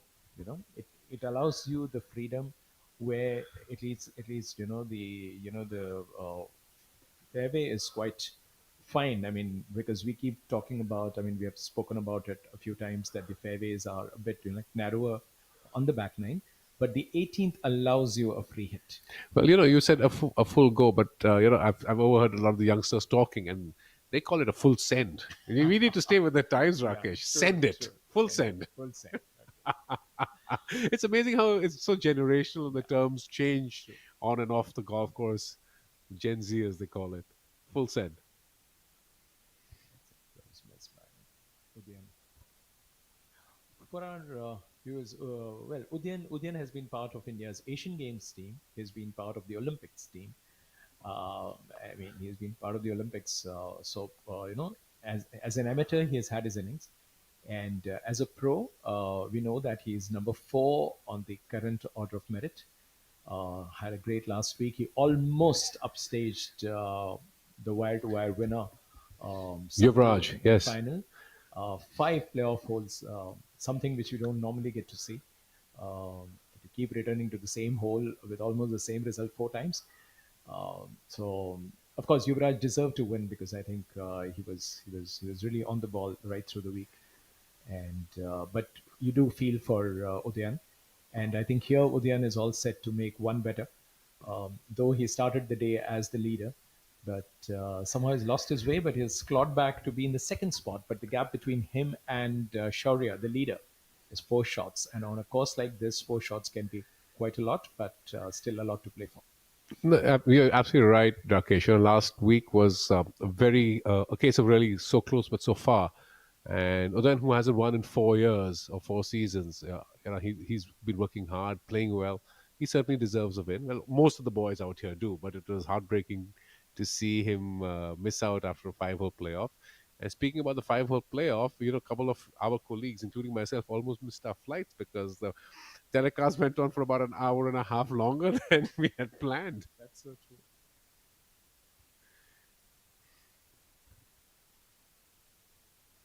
Well, it's an interesting day out there. The breeze is up, and I kind of agree a lot with what you're saying, Rakesh. These large greens and absolutely nothing on offer if you miss the greens, and that's kind of leading to some of the big scores on a few holes and keeping things very, very much in perspective in terms of making it a very difficult and a high scoring course compared to some of the other starts.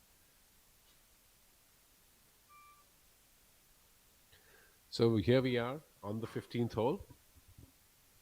And Shaurya, by dropping a shot on the par 3 14th, he has maintained that consistency. I mean, something which he wouldn't like to even remember. He has dropped a shot on each of his visits. This is his 3rd visit in 3 days, and every single time he visited the 14th, he has bogeyed that hole. But he has something to look forward to. If he can maintain hat trick of things, so on the 15th, on the previous 2 visits, he's had a birdie. So it's time for him to, make up for that dropped shot. He can pick up a shot here and go back to -8. And of course, on the screen, we have young Karthik Sharma, the southpaw. Very unique style of aligning his golf ball. Probably has an alignment line or the marking on the ball he aligns to his start point on his putts. And he kind of crunches into a little ball, as my co-commentator last week, Shaurya, was mentioning. Very unique, very, very unique. Also very deliberate. That's something which I notice about all the young players. They all have a very deliberate routine, very repeatable, and they're very efficient with that in terms of timing as well. The preparatory work for them starts a lot before the playing partner has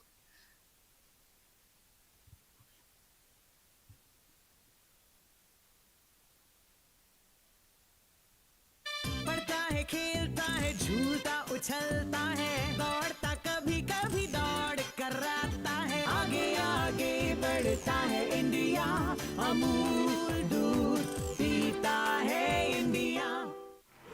What a great shot! But he looks tired. And that's a drinks break. But what's the plus sign for? Amrutanjan electro plus. जब लगे थकान वाली प्यास, जरूरी है cell level hydration. इसके electrolytes आपके sales को रिहाइड्रेट करें, एनर्जी लौटाएं, थकान वाली प्यास मिटाएं. जब आपको भी लगे थकान वाली प्यास, अमृतांजन इलेक्ट्रो प्लस. थकान वाली प्यास के लिए. I'm sorry, sir. My mistake. पर हम भी जिद्दी है. मुश्किल खड़ी है खोले सीना सामने चट्टान है मेरी जिद का बोले पसीना चट्टानों के अंदर आसमान है जिद क्या पावाली जिद क्या पावाली जिद क्या पावाली जिद. back to the live action. And while we have a quick look, Shaurya, having dropped a shot, has dropped a 7 under.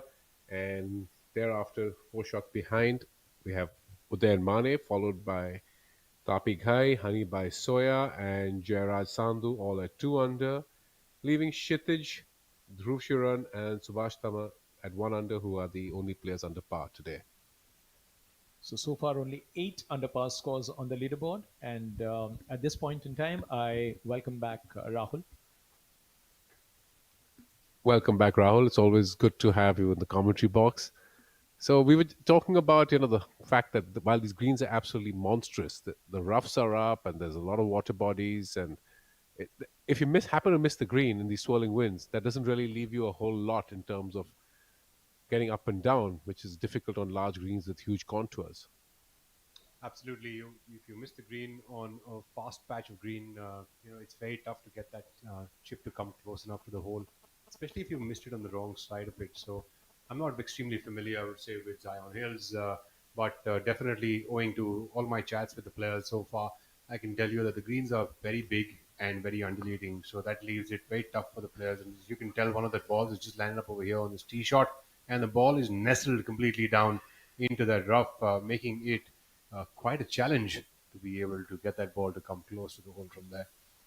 As you were saying, Rahul, this green is huge. It's 256, and one of our colleagues and a good teacher and coach to many players. I was chatting with Tarun Sardesai last evening, and when the wind is up, he was saying it's not just a 4 iron. It's sometimes even going up to about a hybrid or a 5 wood in some cases. In fact, a few of players yesterday missed the green on the short side with the 3 wood as well when the wind was blowing into their face. So this is a very, very hard hole. I think on any of these kind of holes, what happens is that the players have to make a good decision as to where to miss the ball. It's not so much about getting the ball close to the hole as much as it is important to understand where do I need to miss this. Do I need to miss this in the center of the green, past the green, short or right of the green? Where do I need to leave it there so that I can make my up and down a little easier? Kind of like if you've gone through the notes of some of the top professional golfers of the world, people who won the Masters, they've actually made a list of holes on the side of the hole which they need to miss on. So if I remember correctly, the hole number I think is the 13th hole, which is the par 4 at Augusta with the. So one of the holes on the back, I could be completely wrong with the numbering, but there's a funnel area on the right side of the hole. There's a water hazard on the left side of the hole, and the green sort of slopes from the left to the right.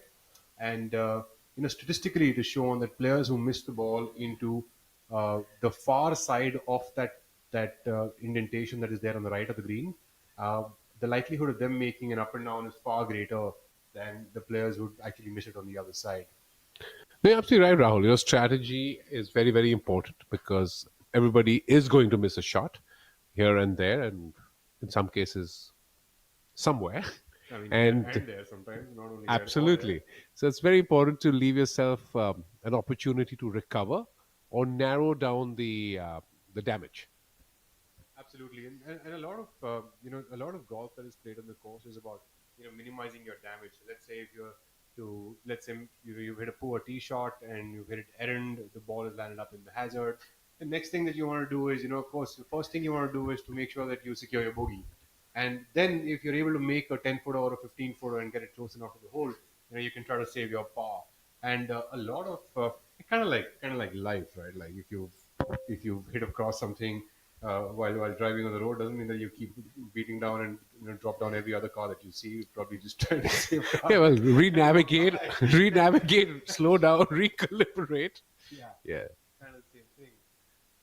Yeah, so there you have it. You have Udayan, who's obviously missed the green to the left.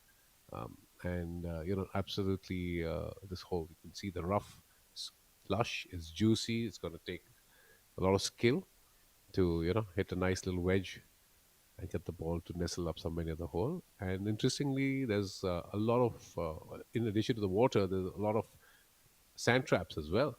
A big one on the left side. And just look at the size of this green. It's humongous. Absolutely huge. This is probably one of the most colorful scoreboards and scorecards that you're seeing here on the PGTI of India's website. Lots of blues and lots of reds, making it kind of like a seesaw effect on the golf course. So it's not that easy to sort of go bogey free over here. In fact, no player so far has played a bogey free round on this course. Udayan Mane just picked up a shot on hole number 12 and gave it away quickly on hole number 13. And now coming up here on the 14, the long par 3, Udayan will have his own challenges. Yeah, and this, not only is it a long hole, 250 plus yards, the green is about 40 yards deep and 60 yards across, left to right. It's huge. Well, it just makes sense from a golf course design because it's a long par 3, so you have to give the guys a big target. That's a shot that came in from the right side of the green. Unfortunately, that will still have a lot of work remaining to be done. Playing alongside Udayan Mane today is Gerard Sandhu and Subhash Tawang. I think that was Subhash Tawang's golf ball that came in. He hit his tee shot far right of the green. Gerard coming up from the front portion. He's also got his ball nestled down into the thick stuff. And absolutely no visual of the golf ball, so very hard to control the spin. Based on the lie, you're going to be moving and manipulating your ball position and your hand position. A lot of variables to choose from, Rahul. Absolutely. In fact, you know, the hardness of the greens, as the players had told me, it's fluctuating on a daily basis, which makes it another variable, right? So as the greens dry up from the rain that happened yesterday, you're going to see a lot more, difficulties creeping up over there because if it's windy and the greens are playing hard, it is a whole new challenge to be able to save up and downs from the fairways. And the wind and the breeze factor, of course, is probably the biggest fear factor for most accomplished golfers because everything else is within their control and their skill level and distance control. But the breeze moving around, dying out, coming up, not being able to. Well, Udayan's tee shot is the first that I've seen going over the green over here, and fear is not something that Udayan Mane has in his vocabulary. There we'll have him now putting from just about 3 feet away. And that's a great chip, Raul, because if you look at the screen, the right side has a huge contour, so he's navigated that beautifully and let it feed up towards the hole. Absolutely, and all the way uphill towards the hole. So played an aggressive tee shot, going over the green, and having a much better look at the hole than the other players. And this also sort of comes out as a part of strategy, right? Which side do I want to be coming back and hitting it from? Like we spoke about earlier, while the players were hitting the tee shot. Absolutely, absolutely. Right. Sometimes hitting it over the green is a better idea than to be short of the green. So depending from player to player and depending on the conditions on that particular day. Gerard Sandhu is a long attempt here to save a 3. And this seems to be having a double break. It seems to be on the lower part of the shelf. It's going to get over a ridge and then feed down towards this hole. Not too severe, but he'll have to be make a good read and be very skillful with his imagination. Well, without putting the commentator's curse onto Jamal Hussain, Mola from Bangladesh, currently at 4 under par for the day, going bogey free into that front nine is Jamal. Stellar player, Jamal Hussain Mola. He's one of the most consistent performers on the PGTI. As we take a look at Gerard Singh Sandhu with that claw grip, deactivating his left hand, so to speak, to put some paces on the ball. Unfortunately, that is nicely short of it. A lot of the contours are fairly severe. Of course, you can't really see that on the television set. And there's a lot of, I suppose, judgment and feel involved in getting your distance control right. Aside, of course, from the line itself. Yeah, I mean, there's multiple things, right? So the practice round is predominantly the day when all the players would, gather on the golf course as well as on the putting green, and their main aim is to sort of understand what the greens are going to do. One thing is to understand where do I need to hit this tee shot, how is the wind blowing, and those things sort of get past them pretty quickly. But understanding the greens, I think that's what players do probably for 70 to 80% of the time that they spend in the practice round. Be it the spin factor, be it the speed factor, be it the understanding of what kind of lines are going to be coming in. Is it going to be slope dominant or grain dominant, or some other facet of the ground that might be there. So those are the things that players would usually do. So they are spending a lot of time in understanding the greens. As we take a look at Tamang from Nepal. Oh, well done. This is, of course, his home course, and Beautiful 3 for him. and he navigated that very well. So he's pretty much mastered or got a better understanding of this course than some of his players. But interesting point you made about the fact that 60% or 70% of the time on tour, players spend time on the greens, understanding the firmness, the way the balls feed off, also the grain, the nap, amongst other things. But that said and done, also sand varies golf course to golf course. So also spending a lot of time in the sand, I think would all go very well to see the kind of options they have with the different wedges. It's interesting that you say that.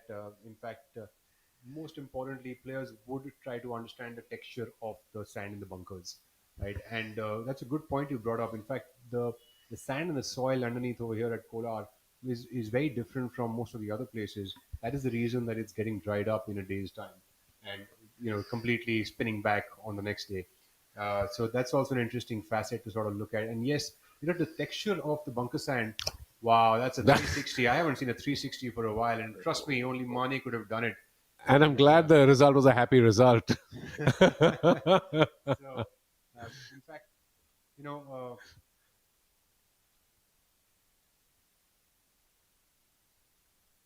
So yes, of course, the sand.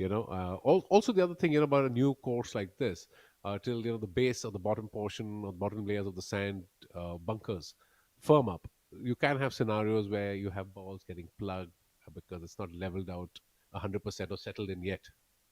and I think also the texture of the sand plays such an important part for the bunker shot. Although, of course, players aren't looking at being in the bunker on every hole, but they want to understand the bunker, the texture of the sand for sure. But green is something that they have to contend on with every hole, no matter what kind of a shot, no matter where they're playing from. So that becomes an even more important aspect. I think the other important aspect, like as soon as a player would see a course like this, and that would strike my eyes, the first thing is to understand how am I going to chip this ball correctly, and is my club going to stop a lot in the rough? Is the ball going to nestle down a lot in the rough? Am I going to be able to implement some spin on the ball or not? So as soon as you look at the course, also the players are actually understanding where all do they need to spend their extra time on. The thing with sand also is, Shivas, that it's sort of changing through the day. So if it rains, the sand will become much more different than when the sand is dry. So that sort of versatility is something that I would say uh, it has to be learned by a player. Like there are no two ways about it. Yeah, a good mentorship and then learning along the way, part of the experiential journey, I think is really what it is, because you have many options using the bounce on the wedges, uh, or using the leading edge, junk and runs, flipping them out, using the slopes on the green. So yes, I'm sure that's something which a lot of your students also, you're helping them a lot with till they pick up a lot of the ropes themselves. I'll tell you a fun fact is that a lot of the stuff that we speak about bounce on the wedges, actually most of the better short game players that you will speak with, they will say they don't use the bounce aspect of the wedge. It's an extremely funny thing because whatever we hear and we hear in terms of marketing and a lot of jargon like stuff that we can sort Like of come bounce across is your sometimes. friend. Bounce is your friend. Of course, bounce is your friend, but where is bounce your friend, right? Bounce will not be your friend if you're hitting it 3 inches behind the ball. I can promise you that. In fact, the better player is actually trying to reduce all the bounce to get into the ball. If you're hitting it 3 inches behind the ball, you will have a lot of friends because they're going to make a lot of money off you on the golf course. Well, that's another thing to sort of put out there. Again, the rock features on this course a lot like Clover last week.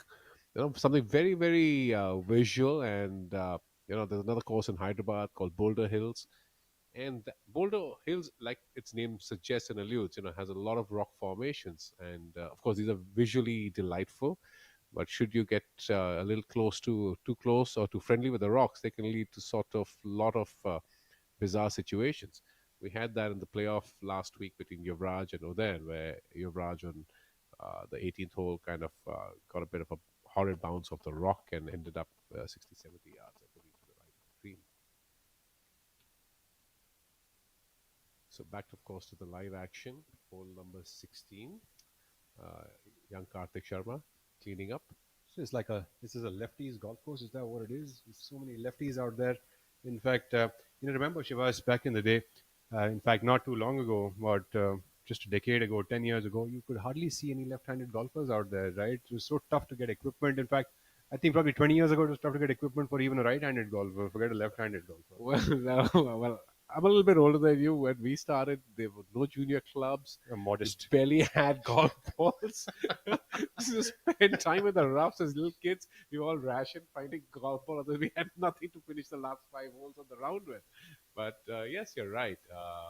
I have a couple of people in the family that were natural left-handers, but because of just no left-handed golf sets being available, they kind of started playing the game right-handed. As you can tell there, the rough level is so far up. Kshitij Navid calls ball completely submerged inside, hardly visible, and him trying to get this ball up and close to the hole and does a really, really good job of it. That's a tremendous effort given the lie and the rough, and of course the contours on the green. Just look at from where he's hit it from. Absolutely, you could barely see his shoes in there. That's how deep it really was. You couldn't see even a dimple of the golf ball as we take a look at our leader, Shaurya Bhattacharya, on our screens.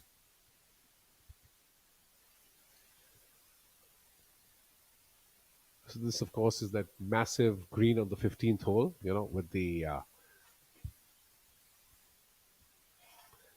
of course, the large contours, and we saw Udayan just a minute ago navigating that as well beautifully, and now we saw Kshitij really use his hands, open up the club face, give himself some room, and of course, he had very soft hands and excellent acceleration through that shot, because as juicy as that rough is, you don't accelerate through that shot with soft hands. Just Shaurya on screen now.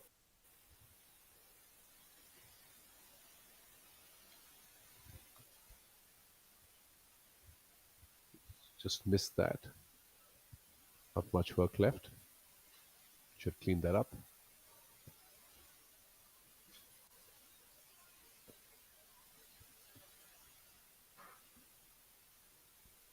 So things, of course, moving along to the business end, Rahul.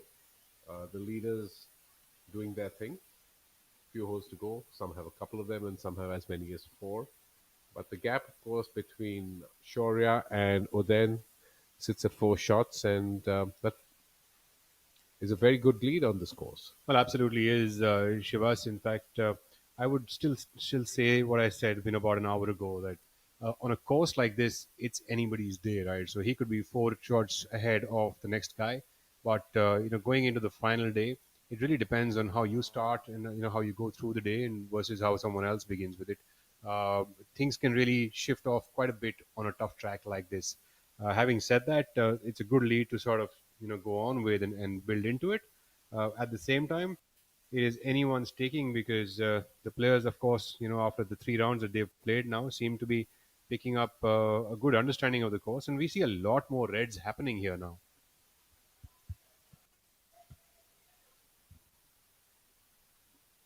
And then again, heading into the last 3 holes, the 16th is again a par 3 over a large expanse of water, about a 210-yard hole where most of the boys are going to be hitting about 6 irons in. The 17th, a 470-yard par 4, which is again is a really solid 10 length for par 4. And the 18th, as my colleague Rakesh, who I will call in now, at 660 yards, playing a little downhill, again a beast of a hole. So things are going to be very interesting coming down the last 3 holes.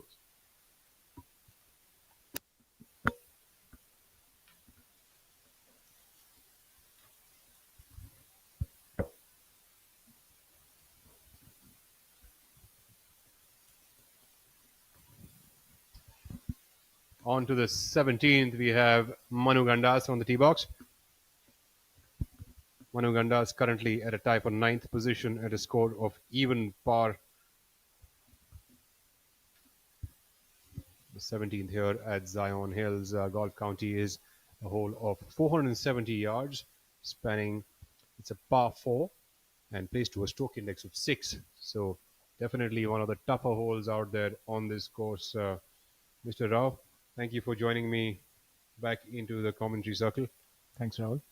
And a quick mention to all of the sponsors is, there's no great sporting event that can happen without them. The PGTI's tour partners, a big thank you to Victoria's Choice, IndusInd Bank, Amrutanjan Electro Plus, Rolex, as well as Amul. And of course, a big thank you to Zion Hills Golf County here in Kolar to host the Kolar Open 2025 with a prize purse of 1 crore rupees. This is the 16th event on the PGT of India's calendar this year.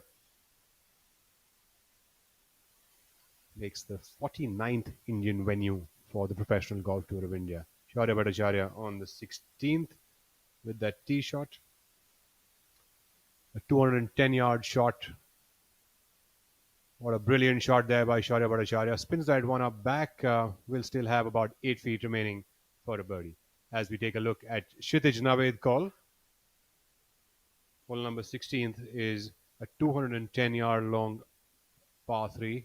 Fairly long par 3 with a windy day out there, as you can tell from the trees at the background. Today's pin location here on the 16th hole is 26 in from the front and 27 from the right. So that's basically owing to the way the green is designed. It's beginning to rain here in Kolar for this back nine on the penultimate day. Victorious Choice is an entity inspired by the philosophy of Choice International Limited that has risen to become a unicorn in the financial sector with its unique and innovative approach of joy of earning. It is promoted by Victorious Endeavours Private Limited, a sports development company that is keen on a holistic development for golf in India.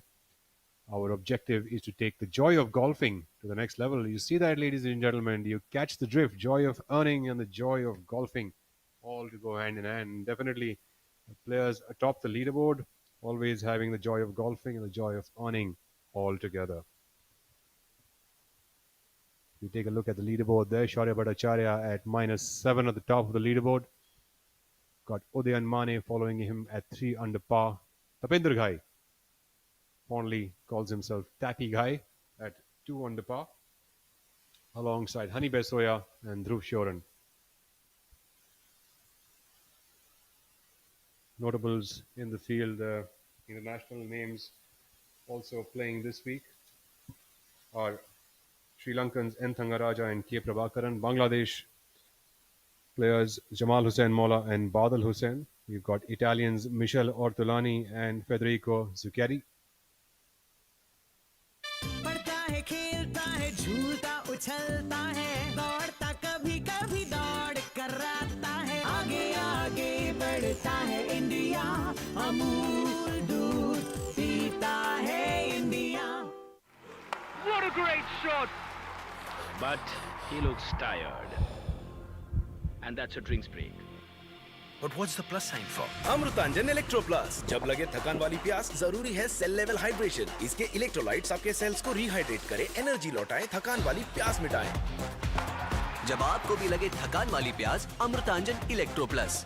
थकान वाली प्यास के लिए. I'm sorry, sir. My mistake. पर हम भी जिद्दी है.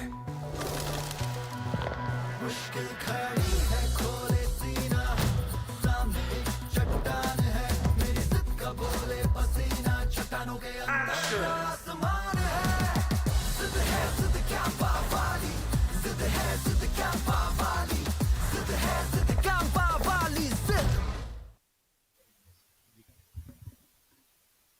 Back to the action here on the course. So you take a look at the tee shot here, which seems to have landed themselves up into the fairway bunker. Quite a long fairway bunker here, Mr. Rao. Yeah, it's a huge one there. Absolutely. I think that's the texture of the soil over there, the red Yeah, the sand. I red think that's sand, the yeah. one that gets dried up pretty quickly, if I'm not wrong. That's true. Yeah, it can soak in a lot, and it dries up, and also it stays firm. Right. So it doesn't become slushy very easily. So all these golf, the path for the cart, it's not necessarily cemented or you don't use hard concrete there. You can also make do with this. Hani Besoya actually made 5 birdies on a trot here on the front nine this morning. As we see him on our screen, he's currently on hole number 17. The 17th is a 470-yard par 4. Pretty long par 4 here with a stroke index of 6. So 17th and 18th, both tough finishing holes here at Zion Hills Golf County with 470-yard par 4 on the 17th and 660-yard par 5 on the 18th with a stroke index of 2. That is huge. Actually, a word about the 17th here. This is where the tee shot it's playing, like downhill, and the approach shot is playing uphill. So you got to be a little smart here. And there is a creek running across the fairway that has to be avoided, obviously.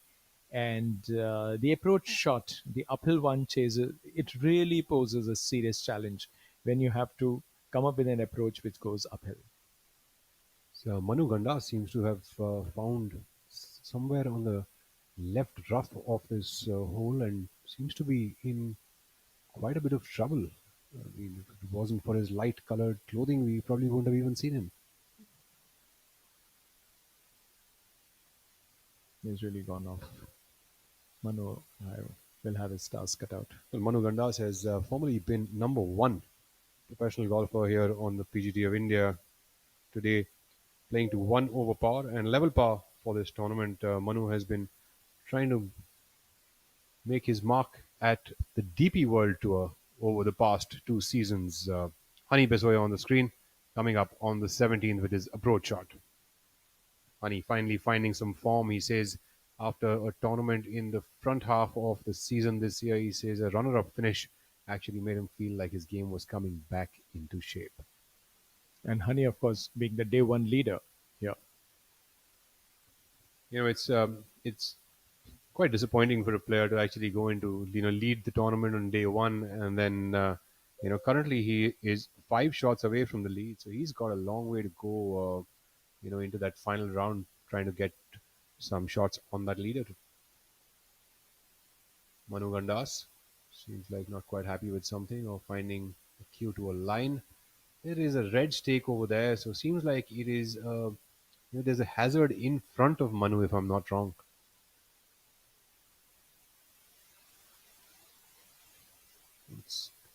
We look at. It literally looks like he's found the country. This is quite akin to the kind of setting that you have in like Nassau in the Bahamas, where you have the World Golf Challenge. There, if you miss the fairway, and if you are not on course, I mean, in the sense that if you're not in like line with the green, if you miss that, then the ball can bounce off the green and get into something like this. So one has to be very, very careful as to not get too excited about the approach. And the backspin again plays a huge role because you can't let the ball run run the pin there. It goes beyond the pin, you are in serious trouble. This is the other thing about the 17 today is that the pin is 38 yards from the front and nearly 40 yards from the front. That's a 3-club swing if the pin was on the front versus the back of the green. So that's another toughness over here. So the 470-yard hole pretty much playing as a 500-yard par 4. And Manu Gandas, of course, trying to get back and rise up like a phoenix. Yes, finally, we see the rest of the half of his body.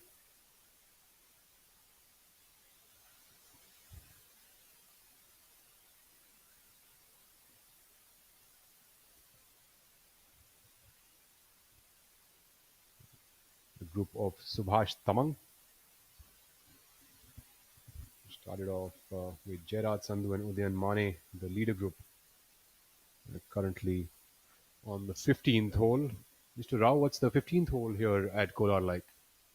15th, when we talk about the 15th, Rahul, this is like, it's a dogleg, right? Here, the golfers have two options from the tee. Either you can play left of the fairway for a longer approach shot, or you can drive to avoid the fairway bunker. So there you have to be pretty accurate. And then you can also risk going out of bounds on the right side of the fairway. So there is a large green which is sloped from the front to the back. Now here again, the way you hit your approach shot again, it holds the key because you have to measure it. You can't just let go. So in terms of distance, the 15th one, it is 410 par 4. And you have to be accurate to avoid the bunker on the left side of the green. So that's how. Tamang here draining a birdie on the 15th hole and gives a little touch the tip of the cap and does a little subtle fist pump there. Kind of like Jaan Mein Jaan Aayi made his birdie here on the 15th after a couple of drop shots before that on the 13th hole especially. More out of relief than rejoice, but of course, once you drain putt like that. I'm sure. Courses like these, Mr. Rao, I can tell you as a player, can be pretty hard to play on. In fact, through the end of the day, when you get past the 18th hole, you're literally like wondering, like, oof, thank God, Another day gone. right? Yeah. And you're pretty much holding your breath through the Yeah. whole day. Okay. It's Yeah. that tough some days on the course, especially with wind, with tough rough. It's quite something. You could really come out of a round like this tired, mostly mentally than physically. Very true. Very true. But as a pro, I think golfers want to be challenged. No? Instead of going to a course where everybody is hitting like 18 under, 20 under, 25 under, I'd rather be on a course and be challenged and see how good you are in conditions that really challenge you. 100%. I think players really rejoice being in those kind of challenging conditions. And talking about challenging conditions, Shaurya Bhattacharya has made a birdie on hole number 16 to move up to 8 under par to take his lead to 5 shots over the Olympian Udayan Mane. And that's the penultimate group with Dhruv Shoran and Shaurya Bhattacharya, as well as Kshitij Naved Kaul, all youngsters on our screen. And yes, definitely, Rakesh, to sort of enhance on what you spoke about earlier. Yes, you would definitely find players rejoicing to play tough courses in tough conditions way more than they would be, in easy conditions. They would pretty much, the good players will revel in it. And the only thing is, I think the only thing that a player is looking for is fair conditions, fair pin positions. No matter how tough the course is, as long as the conditions are fair to everyone, I think players completely rejoice a tough course like this one. Yeah, see, we've been told that that every day you'll have six tough positions of the pin. Six will be medium, and six will be a little easier. Is that very subjective, or is there a standardized way of placing the pins? No, absolutely. Pretty much this is the standardized way. Yeah, Actually, six yeah, six six is the standardized way of placing them. yeah. But give or take one odd from somewhere, right? Okay. So I wouldn't think that a tournament director exactly is looking for six tough and six Yeah. easy and six mediums. Yeah. But more or less in that ballpark, there will be a few tough flags, there'll be a few easy flag locations, then a few medium flag Medium locations. ones. Yeah. Yeah, might not be to the T. Well, no pun intended. They're all on the green. True. Seems like Jairaj has found the water hazard there. More like a marshland. My apologies, that's not Jairaj, but Kshitij Naved call. But more like a marshy area kind of thing, which is marked with red stakes, which makes it a hazard. Probably can even play from there if he likes. And going quickly through that leaderboard, we've got Shaurya Bhattacharya leading the way at 8 under par for the tournament, 6 under par for the day. Udayan Mane follows him at 3 under par. We've got 3 players tied up at 2 under, Hani Besoya, Dhruv Shoran, as well as Nepal's Subhash Tamang. Tapender Ghai and Kshitij Naved Kaul at 1 under par. That's Udayan Mane on the 16th green now. Now the 16th green again. It's a beautiful looking green, surrounded by rocks on three sides. There's a bunker on the left, so one has to be again. You and the distance is 210. So off the 16th green, you got to just ensure that how accurate you are to avoid all these hazards which are waiting. But I think if you go on to the right of the green, now that is where the challenge is. The whole idea is that if you can get to the right side of the green here with a measured shot, because it's a par three, so you don't have too many options. You put everything on your tee shot, and of course it's a large green. That's the only saving grace. But then again, you have to get to the right position, otherwise you won't be on the green. And if you wonder what will happen in case you miscue a shot and hit one of those boulders, you'll have to play the ball as it lies, pretty much wherever it ricochets to. Whether it goes straight into the hazard next to the boulder right there, or whether it ricochets back 100 yards away from the hole. Wherever it lands up, you've got to still play from there.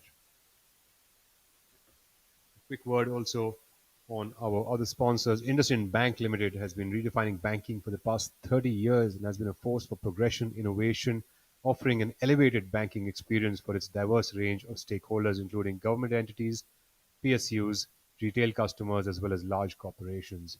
So we take a look on our screens. We've got Manu Gandas sizing up his putt here.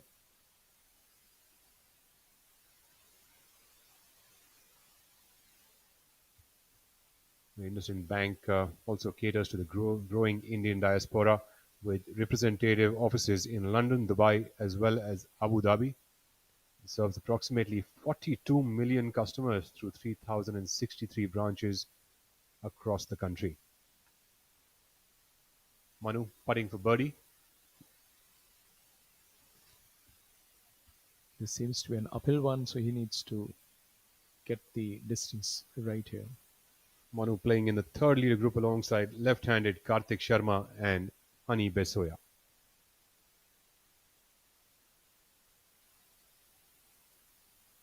Manu didn't really get that the speed right. We'll tap that one in. How often have you seen that wherever there is an uphill putt, golfers, no matter how experienced they are, they tend to leave it a bit short rather than, going for the pin.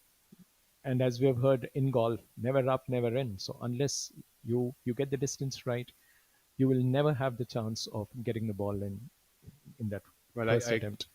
now that you say it, I think you might be absolutely right. I think one of the reasons probably that players don't really knock it up too far ahead of the hole is because they'll be coming back downhill to putt back. So they're actually trying to get that speed right by keeping that putt perhaps slightly firmer than they would like to. Uh,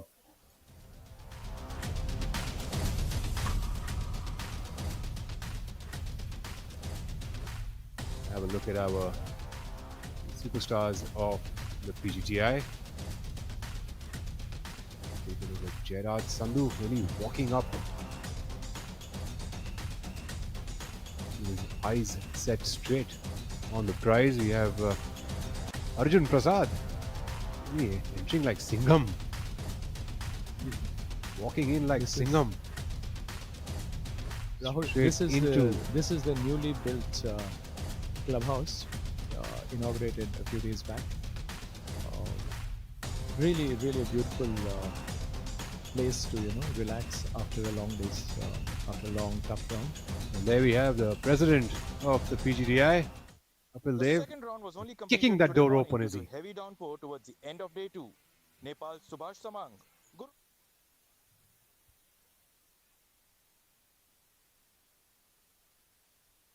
There you go, Kapil Dev. He had aspired to represent India at the Asian Games. In fact, he's a very good single-digit handicapper. I think he plays to a handicap of 2. Known to be a very quick player and loves his golfing rounds. Plays a lot of golf around the Delhi NCR region. As we take a look at Kshitij Naved Kaul, as mentioned earlier, a little bit like a marshland where he's playing from there. Marked with red stakes, so it's a hazard area, but very much a playable place to be. He has to get a clean contact from here with the ball. Otherwise, would not get the right distance. I think the only time that Kshitij seems to be a little emotive is when he just about hits a shot. And other than that, you hardly see any of emotions popping out of him.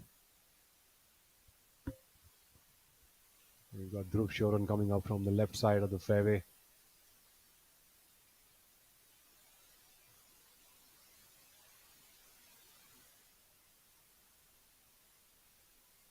Looking at it very intently. Dhruv Shoran currently at -2 for the tournament.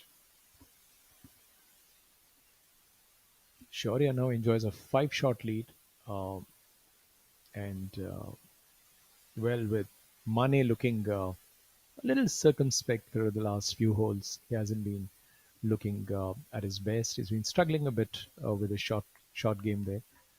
And Shaurya sitting pretty with a 5-shot cushion.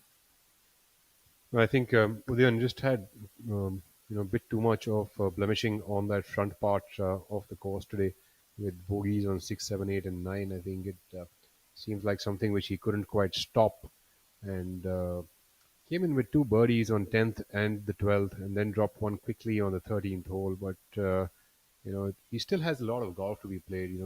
He's got 21 holes to go. And like I said, it's pretty much still anyone's day over here, and anyone's tournament. In a matter of speaking, we've got Udayan Mane now on our screen.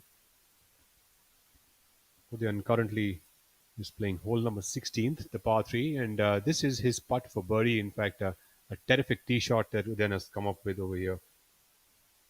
Hole number 16th is a 210-yard par 3.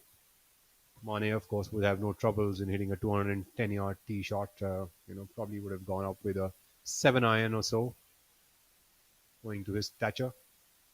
And Mane find the bottom of the cup and reduce the gap between him and Bhattacharya.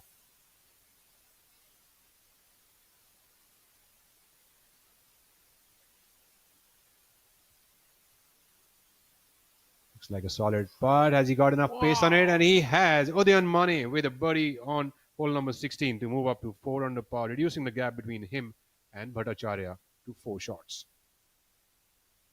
That was a nice curling putt from where we saw it. Here we have another Very look well at done. it. There you are. Big breaker there. Nearly a grip and a half movement from the ball from the left to the right. Hardly of maybe 12 or 14 feet was that putt. And that gives you, the viewers, a good sense of how tough must it be to putt on these greens if the ball from about 10 feet away or 12 feet away is breaking nearly a grip and a half. Which, if I was to sort of break it down, you're looking at about 14 inches or so of break. Gerard Sandhu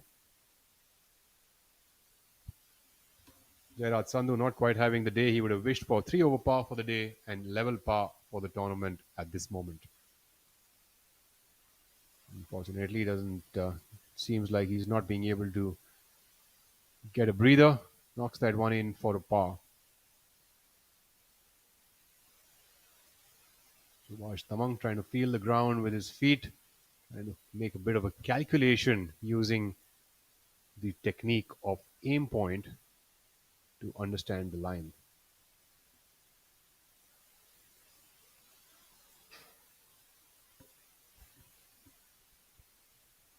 Right, each player has a different way of reading the line and understanding the contours on the course.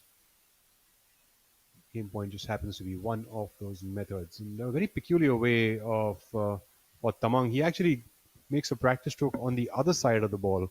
Unlike most players, you would find them making their practice stroke on the inside of the ball. He's different, isn't he? Unfortunately, that's quite a miss there for Tamang.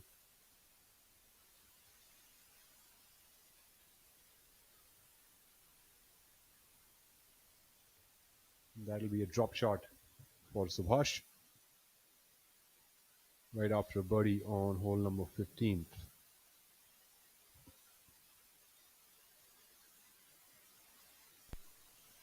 Looking at the like those who have just broken par, there are just 7 players, 7 to 8 max, because after the cut was applied, there were only 8 subpar scores, and now we are towards the end of round 3, and there hasn't been much change in that number.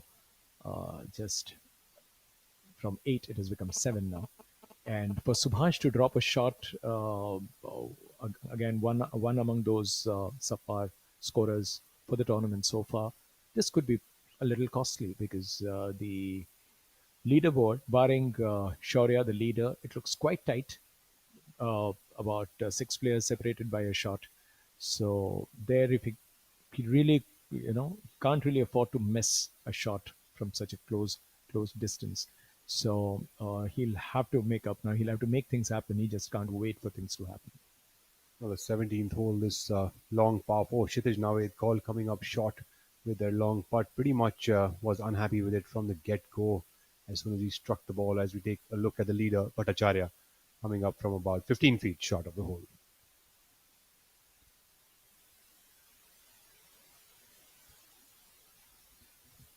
Putting for birdie. Shaurya Bhattacharya to go to 9 under par.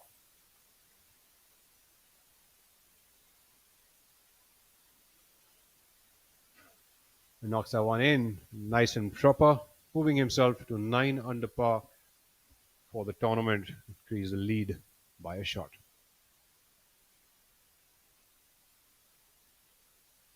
Dhruv Shoran, about 6 feet away from the hole. Another look here at Shaurya's putt. Nicely right in the middle of the cup. This has been a dream day for Shaurya. Just imagine on a course where people are struggling to go beyond, a lead of four or maybe 4 under for the day as the best card, 5 under for the day. He has opened up a 6 shot lead, and of course with a new course record for the asking.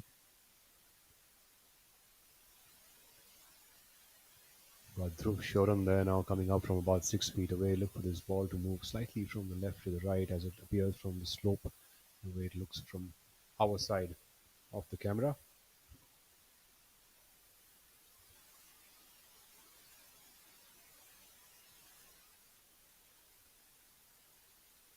Putting for bogey, as is told to us from the ground staff.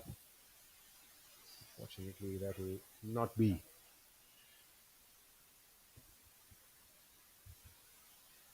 Seems like the wheels are coming off this wagon as of now.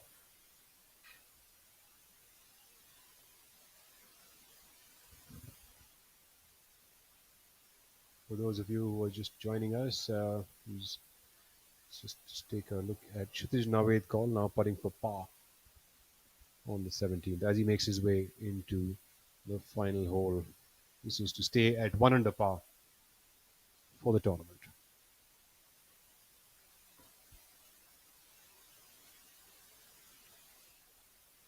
Nice putt there for Kshitij. Ladies and gentlemen, who all are just joining us, this is the Kolar Open 2025 powered by Zion Hills. Zion Hills Golf County is a golf course and a township just outside of Bengaluru in the town of Kolar. Kolar is an old gold mining town, as is told to me by Mr. Rao, who sits right beside me. He's a sports journalist and has the good fortune of spending some time at the golf course just last month. The Zion Hills is hosting its first ever professional golf tour of India event. This is the 49th venue on the Indian land for the PGTI and the 53rd venue overall for the tour. The tournament carries a prize purse of 1 crore rupees, currently led by Shaurya Bhattacharya.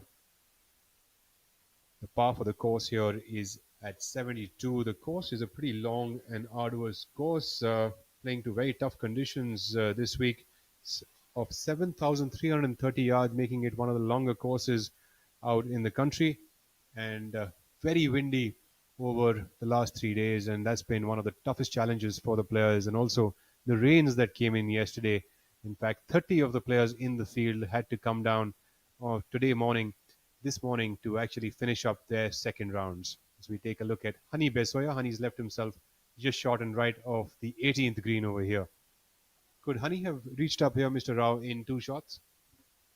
Yeah, it's really inviting the sort of hole where you got to just let go, as we all know that this is the longest par 5 hole on the circuit, 660 yards from the tee.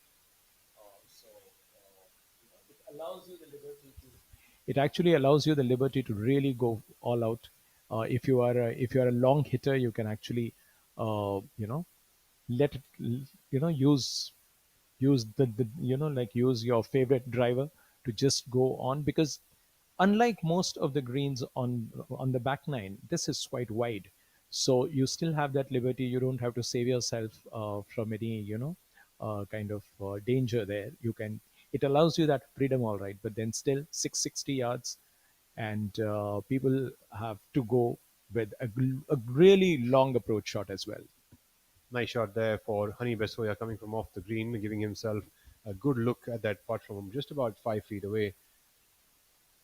And, talking about reaching up to the green and, being a long hitter, I think you'd have to be a long hitter and a half to reach 660 yards in 2 shots. And if the wind's blistering like that, you might need 2 long hitters. Maybe, you need Jason Zubak inside you right at that moment. Yeah. If you want to get your act right, like two on and two putts there for a birdie, that means you've got to be, like a long hitter and a half, as you very rightly said. And just to confirm it, Shaurya Bhattacharya actually made a birdie on the 17th from the putt that we saw in replay and has moved himself to 9 under par. And Udayan Mane also made a birdie on hole number 16, which got him up to 4 under par. So Shaurya maintains his lead at 5 shots. We take a look at Karthik Sharma here. Karthik also has a very peculiar way of understanding the putting green. He's quite emotive, if I may. That creates a lot of gestures from his hands to understand what kind of a green he's playing and how he feels regarding it. And as you can tell there, you can tell there from his emotions and the gestures through his hands as he tries to show what kind of a line it's going to be. Rahul, we spoke about the 18th. Now here, 660 yards, very unusual sort of a length for par 5. Uh, if we go back to yesterday's round, Vasu Sehgal got an eagle there. And a number of people, I think should I say, about out of the top 9 on the leaderboard after round 2, the top 7 had birdies on the 18. So it is not such a challenging one, but as far as the index goes, I think it is 2. I think on the index. Well, by the number, which is the index as well as the 660 yards, I yeah. think Vasu Sehgal probably did. I have no idea what he's done. He's done some sort of a Herculean task there, Yeah. and probably in the Indian manner, probably more like a Shaktiman to have gone through 660 yards and made an eagle. As we take a look at Manu Gandas, Manu seems to be will have to come over this little hillock that is there on the green to reach up close to the flag, and maybe he was fueled up by all the protein shakes from Amul, and maybe that's what really helped him.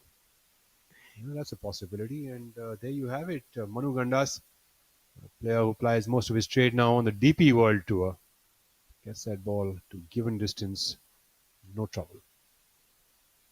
When covering a distance of 660, doing it in 3 is quite amazing. Well, I'd be pretty happy doing it in 3 shots, actually, to be honest. No, I wouldn't be. Oh, it's amazing. I mean, I think I know plenty of players. Even if you gave them a 700-yard par 5, they'd find a way to get it up there, no matter what. And if they can't, they'll probably not sleep for a couple of nights. Just because it's a par 5, you just think of it like you want to get it up You as want to get close a to the birdie, green yeah. as possible. Like that's just the mindset. Yeah. Karthik Sharma.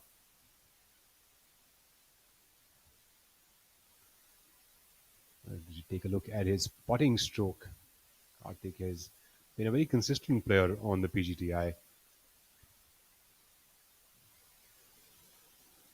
It would be, it would be very, very interesting to see all these top guys on this course this week. The kind of greens and regulations they've had, how many putts for the for each round, because these numbers are going to be a lot different than what we've seen in the past 3 weeks.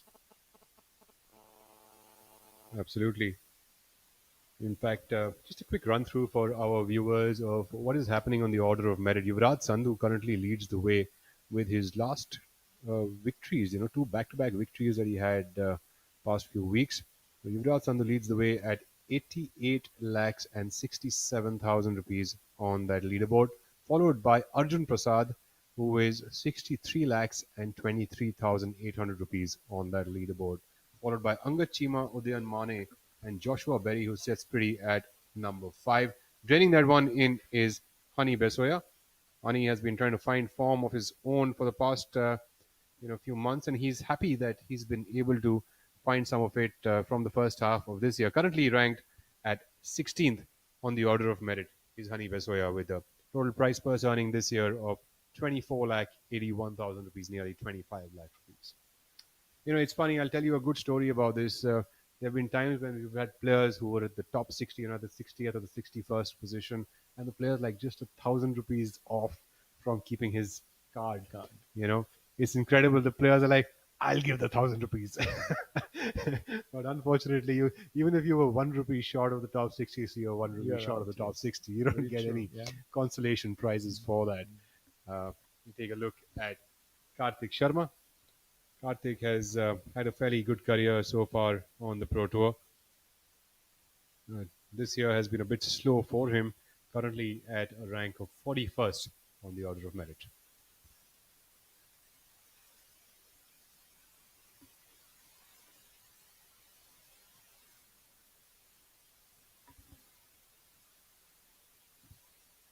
So, could this week be a week of history for the PGT of India if Karthik Sharma and Jairaj Sandhu both were to finish within the top 10? I'm not so sure if that's happened before, but would that be something to have two lefties in the top 10 for this week?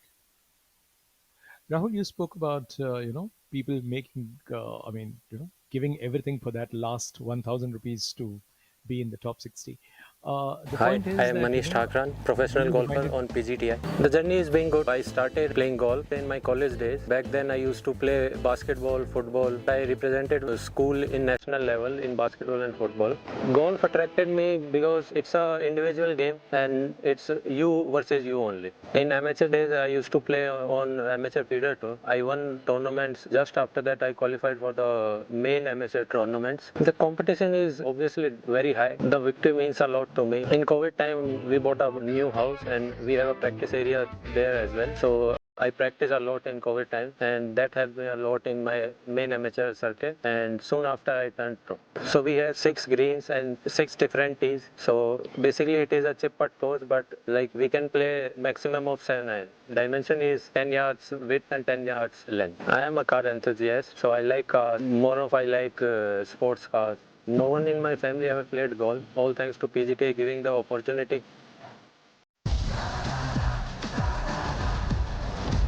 I'm sorry, sir. My mistake. पर हम भी जिद्दी है मुश्किल खड़ी है खोले सीना सामने एक चट्टान है मेरी जिद का बोले पसीना चट्टानों के अंदर आसमान है जिद क्या पावाली जिद क्या पावाली जिद क्या पावाली जिद. What a great shot! But he looks tired. And that's a drinks break. But what's the plus sign for? Amrutanjan electro plus. जब लगे थकान वाली प्यास, जरूरी है सेल लेवल हाइड्रेशन. इसके इलेक्ट्रोलाइट्स आपके सेल्स को रिहाइड्रेट करें, एनर्जी लौटाएं, थकान वाली प्यास मिटाएं. जब आपको भी लगे थकान वाली प्यास, अमृतांजन इलेक्ट्रो प्लस. थकान वाली प्यास के लिए. पढ़ता है, खेलता है, झूलता उछलता है, दौड़ता कभी कभी दौड़ कराता है, आगे आगे बढ़ता है इंडिया, अमूल दूध पीता है India.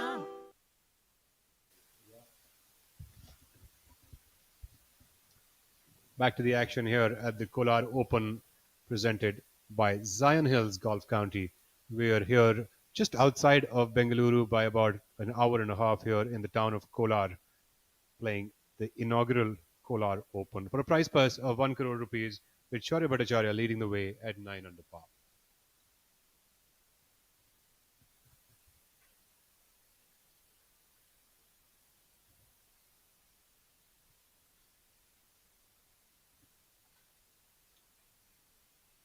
As we move, there's also mention to all of the other sponsors of the PGT of India, the tour partners like Amrutanjan Electro Plus. Amrutanjan Healthcare is a 127-year-old company with a rich legacy and is best known for its iconic brand, Amrutanjan Pain Balm. A purpose-driven and innovative company, Amrutanjan Healthcare offers a versatile product portfolio. And in fact, Amrutanjan's Electro Plus is a rehydrating drink. It is extremely tasty. And more than that, it replenishes all the electrolytes that you need while you play a round of golf. Or in fact, you go out for a walk or you sweat it out for a run. Amrutanjan Electro Plus is your go-to drink.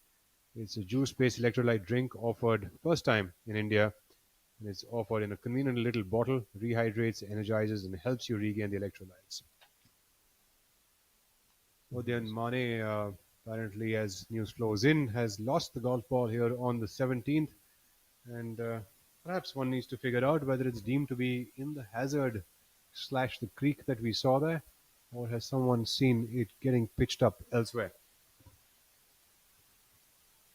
In fact, Amritanjan Electro Plus also facilitates recovery from some ailments which are related to loss of electrolytes. Alongside this, must also mention the long association with Rolex. Rolex has been associated with golf since 1967 when Arnold Palmer became a Rolex testimony. In fact, we all from the yesteryears would remember the posters of Arnold Palmer and the Rolexes. Today's Rolex is not only associated with the most important prominent bodies of governing golf worldwide, but also with the principal professional golf tours across the world. We have Subhash Tamang. Nice little fist bump there with his caddy and friend. And of course, Amul, the latest tour partner for the PGTI. Amul, a name which is very well known. And there we have Subhash Tamang's action replay. Seems like he would have also had some Amul and Amritanjan Electro Plus today on the course. So Amul is India's largest food brand and the largest dairy company globally. An iconic brand, Amul has helped the country emerge as the world's largest milk producer.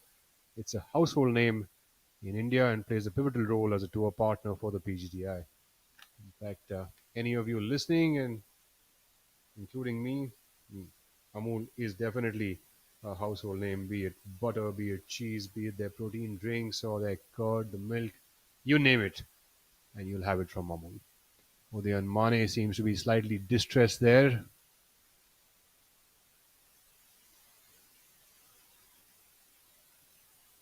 Some sort of a resolution seems to have come up there between Udayan and the tournament director, Sampachari, having a little chatter. Sampachari has been the tournament director here at the PGTI for many years. In fact, he has actually refereed in more than 100 tournaments.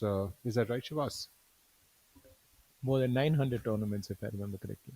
I think 900 plus, and I think that's a world record in itself, Rahul. Yeah. It's a tremendous stat, and I keep waxing eloquent about Sampath. Not only is he a tremendous asset to the PGTI, but he's an outstanding human being, and more power to him. A lot of respect from his peers, the industry guys, and fellow golfers in general.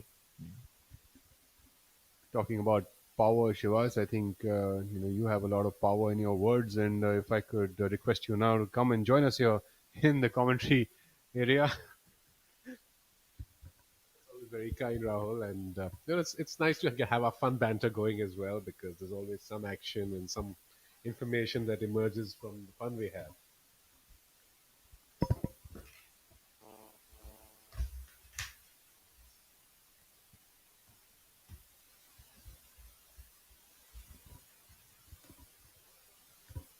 So, of course, bringing up the conversation about Sampath was the Udayan situation, and looks like he's obviously lost his ball, playing alongside his playing partners who are typically just waiting up for him now.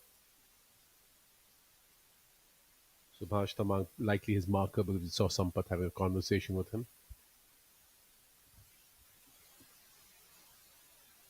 Rakesh, even the elevation changes on this course are quite significant, because the 18th green on our screen right now, I can't help but notice how much above in terms of elevation it sits on the rest of the course.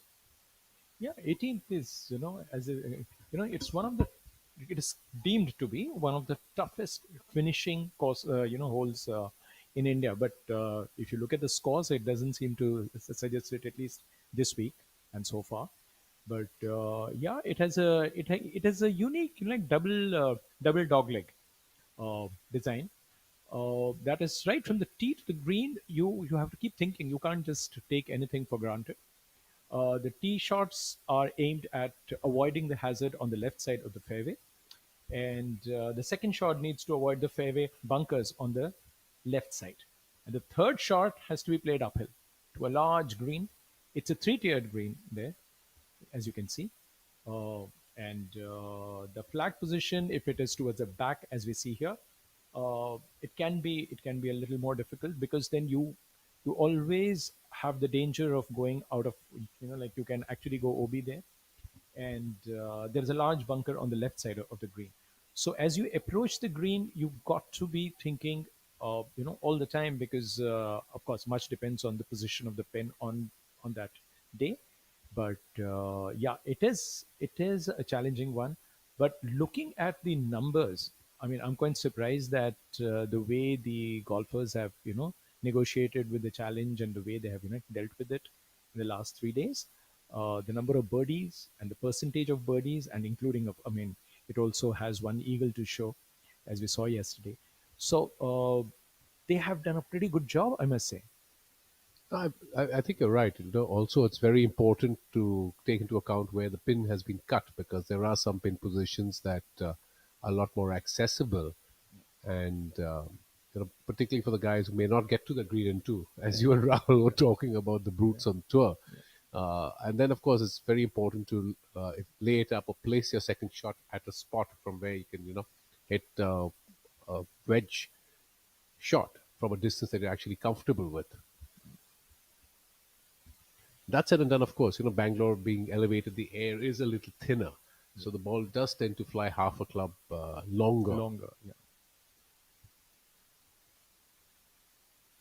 And again, on screen we have our overnight, our current leader, Shaurya, who, in fact, if I remember yesterday, on his second last hole, made a penta. And only leaves me to think, if not for that, of course, hindsight is 2020, how far up against the rest of the field he would be. He's really got a very good handle of this course, for sure. Yeah, he started the day 2 shots behind Udayan, and now he's 5 shots ahead of the overnight leader, or rather this morning's leader. So quite something for Shaurya. Just barely misses his putt. That, of course, is Kshitij on screen right now. And, I wonder, of course, we were alluding to the fact that Shaurya does a lot of work and trains with Rahul, but Dhruv Shuran, who's also part of the same flight alongside Kshitij, Dhruv also does a lot of work with Rahul. So it's pretty cool to see two stablemates sparring it out together in the same group. True.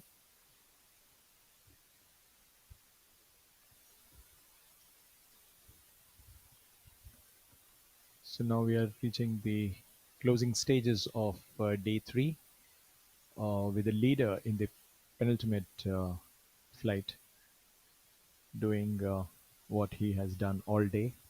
He's been hitting pretty close. His shot game looks almost flawless, and he has not been in danger of dropping a shot in the last, over the last few holes. So, a true leader, a 5-shot cushion as we see him ready to sign off. Dhruv, of course, unfortunately, has had 2 double bogeys on the back 9, and that has obviously hurt him. But it's quite interesting, Rakesh, to see a smattering of double and triple bogeys on the scorecards of a lot of players. So it's typically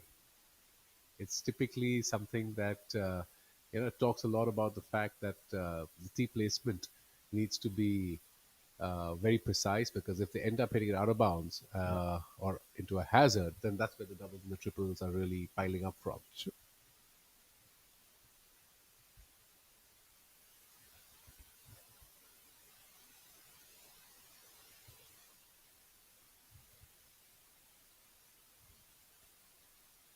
Well, that's Kshitij for a birdie. Well, he did, I believe, get to the green in 2, because as he suggested, this is a birdie putt. He just made his first putt and left himself a couple of feet. So again, he is a big boy. He hits it pretty long. So with Shaurya Well done. finishing at -8 for the day with the last round bogey, Mane has a chance to cut that lead a bit. He can slice maybe Mane a shot. himself is in a Yeah. bit of trouble on the 17th. Yes, that is as we that's a saw. problem. So Yeah. I kind of have a feeling that Shaurya is pulling himself away from the field, and Udayan has obviously a lot in the tank. Honey has also signed off, so bogey the last hole. Yeah, that was Shaurya who bogeyed the last. He will, of course, still remain as So our that was his overnight leader. second dropped shot on the back nine, which was dotted with 5 birdies and 2 bogeys. And eight birdies for the round. Eight That's birdies a for the lot of round. birdies. It's fantastic. Yeah, he had a flawless front nine, 3 birdies to show, and then he added 3 more hat trick of birdies just after the turn. So Shaurya has had a fantastic run. But he would certainly be, disappointed with the bogey 6 on the last, given the fact that's a par 5, and a lot of his peers have also actually managed to pick up shots there. True. Well, there we have then.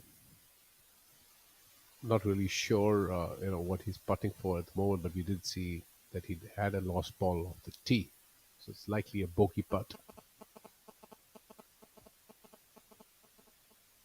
At least Shaurya will have the satisfaction should Udayan drop a shot here, because he came onto the 18th green with a 5-shot lead, and by the time he signs his card, he'll still hold on to that 5-shot lead. So you never know. That's the way the ball rolls for you on some day. It's not necessarily for you, but also for your nearest rival.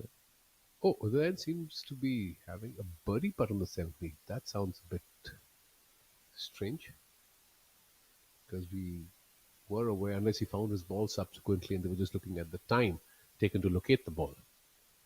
All very interesting. Not enough respect for that putt. It breaks off to the left. Well, Udayan is a gritty customer and demonstrates the zid that one of our co-sponsors, Campa, alludes to as part of their campaign. Campa powers your zid, and it's a spark behind your zid. Certainly the fuel as well and the fizz as well. So we'd love to see Udayan actually have this left for par rather than anything else. So it's not like he goes away or gives away a shot to the leader.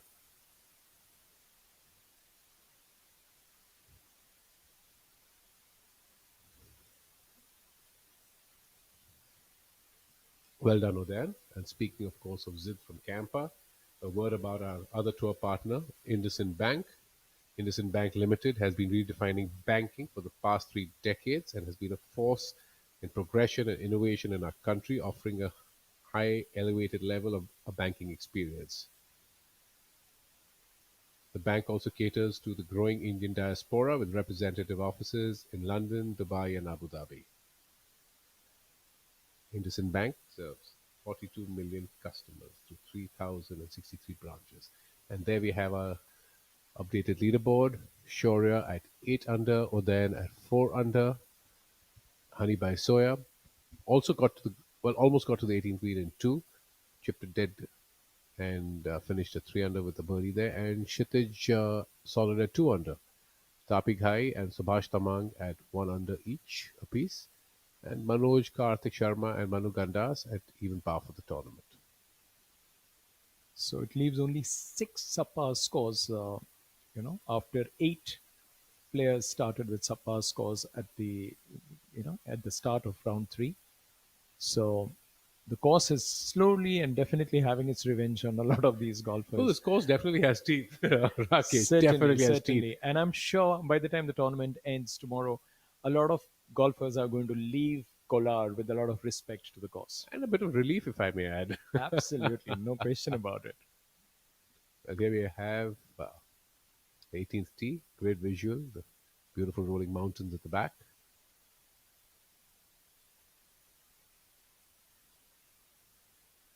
That is young Gerard Sandhu. Easy to pick on the screen given the fact that he's left-handed, and that looks like a very solid tee shot.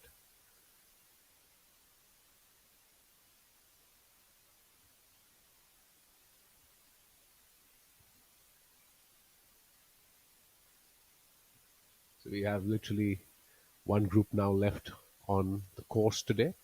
And it's a good thing that the Rains haven't played spoil sport today. They've managed to get their round done on time.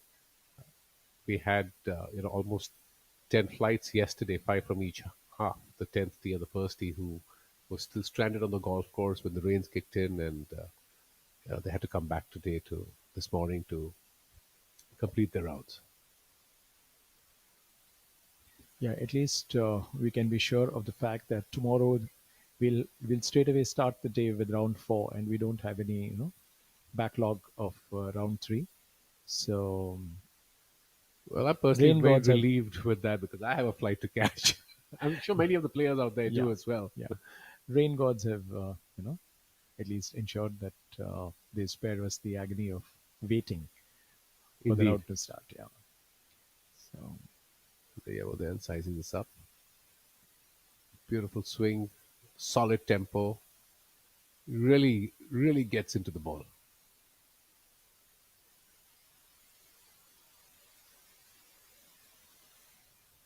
The breeze seems to have tapered off a bit. Just looking at the trees and some of the bushes, they're not really bending over or being blown. good observation there, because I think the conditions have improved, and the players can let the ball stay up for a bit longer instead of looking to hit low. But yes, for long hitters, this has been some kind of boon. At least they can finish the round strongly. All those who have you know played in the last few holes in the last, say, half an hour or so. So for them, there is an opportunity, because before that we did see the wind playing havoc. But now, of course, I think it has steadied, and the golfers would be thankful for that. So Jairaj, of course, part of this group, having a bit of a rough day out there today. He's 5 over for the day.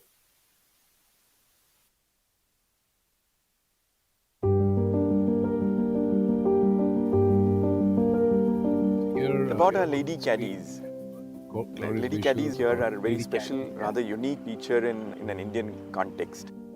So there were really two drivers for us to go down this path. Firstly, when we came to Kolar and started setting up a golf course here, the upliftment of the local community was a very important part of our agenda, and that included women upliftment. So we had employed a number of women as part of our workforce. About half our workforce were women. We found them very sincere, responsible, stable, hardworking. So that was one driver. The second was our own situation where we needed caddies primarily for the weekends. Rather than just hiring weekend people, we said, why don't we look at our existing maintenance staff and see whether some of them want to caddy, and asked our ladies whether they would like to caddy. Initially, there was quite a few bottlenecks. Firstly, our ladies are shy.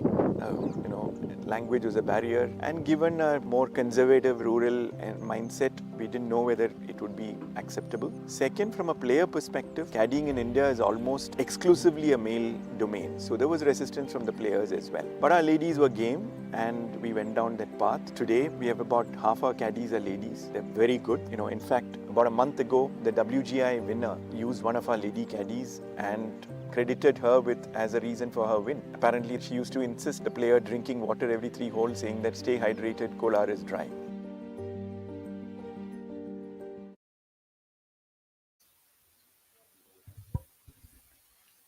Yeah, that was George, the man who actually dreamt of this course.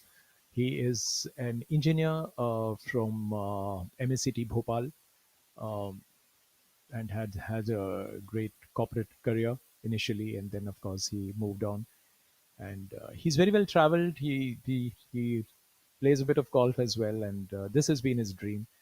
And ever since the completion of the course, the moment it became an 18-hole course, the people behind Zion Hills, they actually started looking for to actually build this property in a way that they wanted to get onto the PGTI tour, and it didn't take them long, because the PGTI think tank deemed it fit that yes, now the course was ready to actually showcase at least one of the events to start with. And I'm sure they're going to stay here because of the kind of property they have, the kind of challenge, the kind of challenge that the golf course poses, which the golfers are going to love, and the kind of feedback that we are waiting for from the golfers, I'm sure there'll be a lot to look forward to. And all the pros who haven't made it this week to Kolar will be keen to return to this place and just to see where they stand when up against a testing course. Oh, thank you. Thank you, Rakesh, for speaking about the owner, because to set up a course that has this sort of pedigree, hire a good designer, have unique and signature holes, certainly lends itself very well to the Indian golf landscape. So we have, of course, the final group on the 18th fairway, a little bit behind the penultimate group. Yeah, if I may just add, the kind of grass that has been used on the green is the same that is in St. Andrews. And also, I'm sorry, not St. Andrews, the one which is used in the Augusta Masters. It's the same grass that has been used here. Well, that's quite cool to pull it off, and it makes perfect sense to me, because when I did play 9 holes, of course, several years ago on the course, I do remember and recall very vividly remarking to my playing partners and other friends in Bangalore that I have never seen more consistent uh, blades of grass across all the 9 greens. So that certainly makes absolute sense. And here we have young Subhash Tamang. He's got a fairway metal, and he's going to be absolutely sending this at the green. 2 under for the day. Wiry young fellow, but really hits it a mile. He seems to like it. He has a leg up in Seems the to air. lost his balance just to be Oh, that's an absolute beauty. I think it's just on the front edge. It's very curious trying to figure out where exactly it ended up, but that certainly seemed like a really solid blow. It's very unique, Rakesh, when you see golfers in general, not just professional. The body language when they've hit a good shot or a poor shot, how reactive it is, how emotive it is. It's quite an education within itself. All sorts of characters out there. Yeah, sports needs characters, no matter at what level you are. If you want to make it happen, if you want to enjoy sports, if you want to be in the field of play, you got to have characters around, and that's what I think brings in the spectators. It's what the stories are all about. The stories are built around these names. So I've, having spent close to 4 decades in sports, being, seeing the making of a sports person, having seen a few, generation of champions, I can very safely say that if you take away the characters, if you ensure that they're just, Doesn't seem to yeah, be a good swing by Udayan. He seems to have yanked it left, but it's still it's traveling. over the back. It's over the back, left side. He's not happy. And that was something that is going to lead to a very interesting little chip shot. And here we have Yan Sandhu. Interesting, he's got an iron going in, but the graphite shaft allows me to believe is probably a very long driving iron. But obviously, the distances that these youngsters are hitting it, the very fact that he can get to this green with an iron, There you are. and there you are. This speaks wonders for their physical fitness and their self-belief. Of course, notwithstanding the amount of hard work that these youngsters put in over the years leading up to these moments. It'll be interesting to see whether Udayan can hold par here, because he seems to be in a slightly awkward position. Well, given that's a par 5 and he's two there, I don't think so, really not concerned about the par part of it. I think his first part is important if he's still on the green, and then very busy. Here we have a reel, with the highlights of the day. Young Hariman Mohan, PPGC boy, my home club. He's been training here at Sion Hills for a long time. Country City. A very interesting spectator and a film club.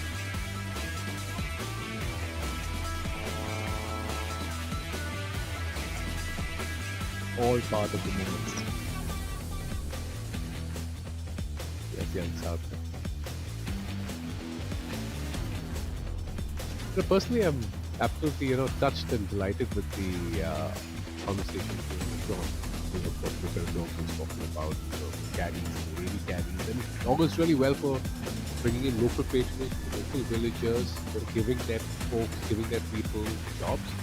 That's something that's also been done very well in Navi Mumbai, very close to my home club PPGC at the new Kargar Valley Golf Club. All the jobs, right from running the driving range, the starters, the caddies, the support staff, it's all the villagers, and that's augurs so well because you're raising their level of employment, their life, and it keeps things awesome. Yeah, very simple, very awesome, Very true. and raises all boats in the water. Absolutely, very well said. And I think George had that vision to ensure that he does things for the society. It is not about growth, about growing a golf club or just chasing his dream.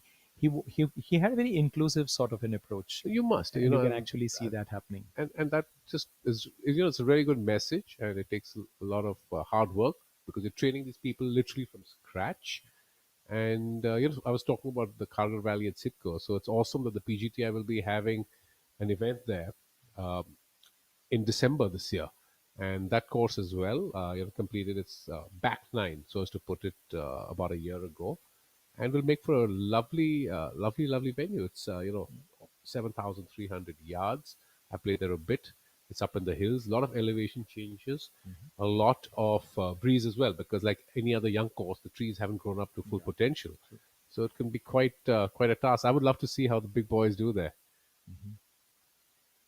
It's wonderful that PGTI is making the effort to bring in new courses. This season alone, I think 3 or 4 new venues have been New added. venues have been And added. True. as the flag bearer for Indian professional golf in the country, I think it's just doing a tremendous job. Yeah, already 49 courses within India. I'll be very interested. I mean, very curious to know the 50th on the list. The next one, That as might and when just it be gets from my added. home Yeah. city in Mumbai at the Kargar Valley. Now that you bring in that stat, and you're quite the statistician, aren't you? Yeah, because there's always a difference between 49 and 50, as it is, say, 99 and 100. People remember the 100th run or 100th, 100 as a number. Yes, indeed. So 49, of course, is good, but 50 is better. Absolutely. And a quick word, of course, from our side on Victoria's Choice, who's also a tremendous tour partner. They've really raised the game for the professional tour and the professionals with their support and providing the players' lounge. A great new addition to every tournament, where there's a beautiful menu laid out in a lovely dining area for breakfast and lunch for the players. And these are small differences, Rakesh, that make the difference. The difference that makes the difference, where it's making it a far more inclusive tour, and it takes a lot of headaches out in terms of getting around, because as we know, sport is a tough, expensive journey. You have to really fend for yourself out there. Also a word about the staff there. They're so courteous, and they all were looking forward to the women's event, which was a kind of a precursor for this main event. And they were all very excited. And being there, I'm sure the players must have had a great time. Absolutely right. It's all these new courses. They have great support staff, well trained, and dare I say, some excellent F&B as well. That's part of the entire experience for the members. And of course, extremely courteous and respectful. Absolutely. They're there on purpose, and you have your space. You can, No, but as you were waxing eloquent about George, who's the owner, and it all stems from there. Yeah. It's the leadership that determines the culture of any organization. Absolutely. So we've had Udayan chip it up. He's got his flat stick, very long flat stick, I might add, in his hand. He'd love to make a birdie here and get to within 4 shots of our leader, Shaurya Bhattacharya. Sorry, I beg your pardon, 3 shots. It's 4 behind.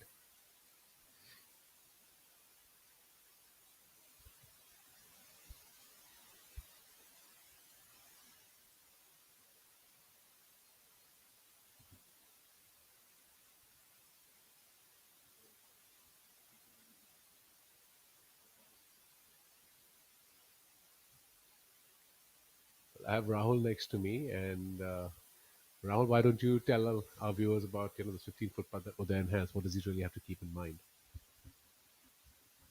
Well, first and foremost, I'm sure he's got on his mind how he's going to be closing in the gap on Shaurya for tomorrow, and of course, the lesser the gap, the better it is, because you don't want to be going in with like a pressure of holding up, like let's say 5 shots towards the leader. Subhash Tamang coming up from the front part of that green.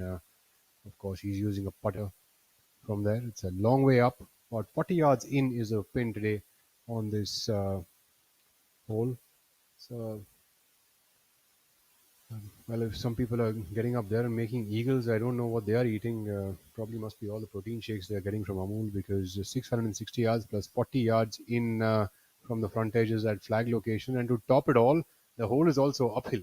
So, making it all the more challenging. Subhash Tamang coming up just shy of the hole there for his eagle attempt from the front of the green. Pretty happy with that attempt is Subhash.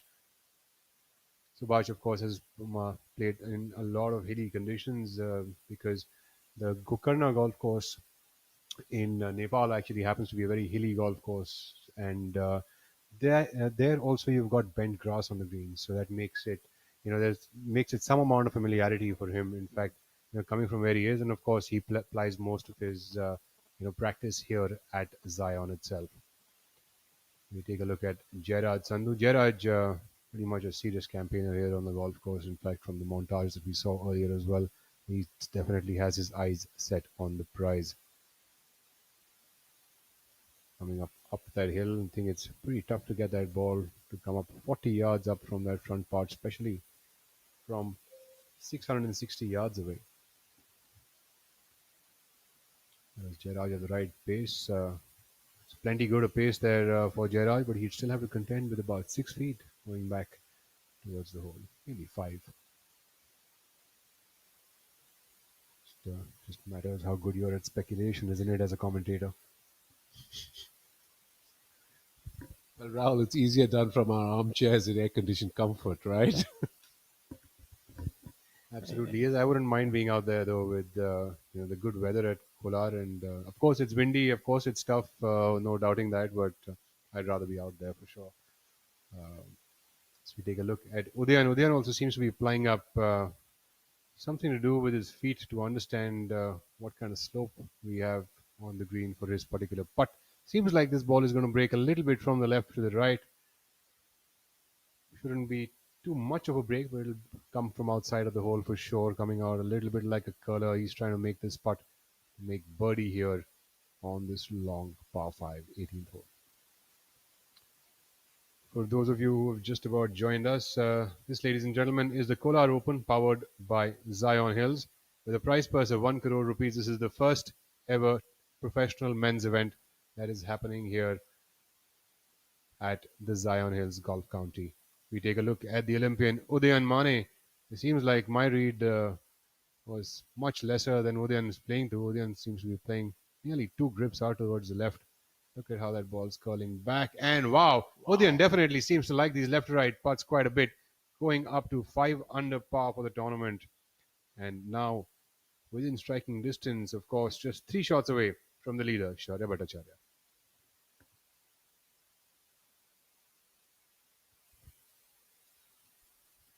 And it really opens up, an exciting race tomorrow, because just 3 shots separating the top 2. When the third round ended, only 2 strokes separated Mane and Shaurya. And, the picture is the same now, because Shaurya is now 3 shots ahead of the leader of round 2.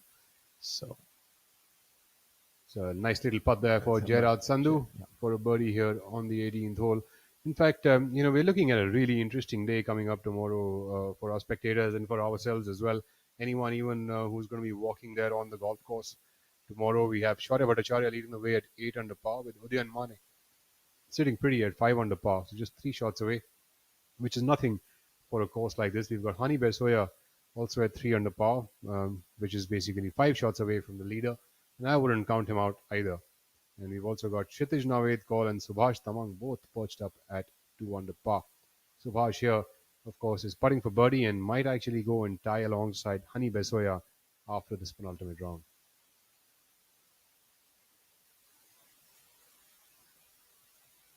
There we have it. Subhash from the other side of the ball, trying to feel the putt, and then now he'll step back and putts it. Very different from what you'd usually find. You'd usually find the player standing on the inside of the ball. Seems like his own method, and it seems to work. Subhash Tamang with a birdie here on the 18th, finishing up the third round at even par and 3 under par for the tournament. We have all the players, all smiles, finishing up their rounds. As a mark of gesture and as a mark of respect, all players would tip off their hats and shake hands with their fellow players. These are etiquettes of the game that have gone through centuries, and all the players follow it, and it's really well respected. These kind of etiquettes on the course.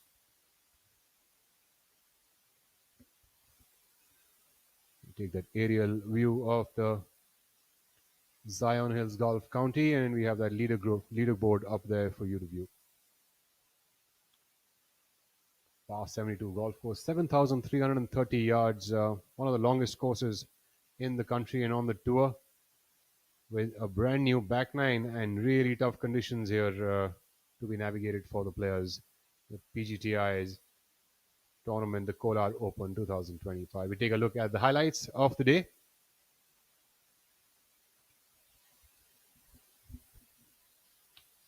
We're shortly going into the highlights of the day from the penultimate round.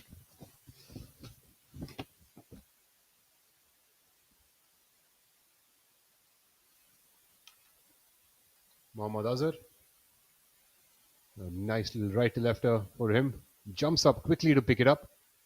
Just before it pops out back from the hole, we have Kshitij Navedkar also putting from a similar distance. Unfortunately, that wouldn't be popping back out of the hole. Shaurya Bhattacharya coming up from about 12 feet away. Knocks that one in, no problem.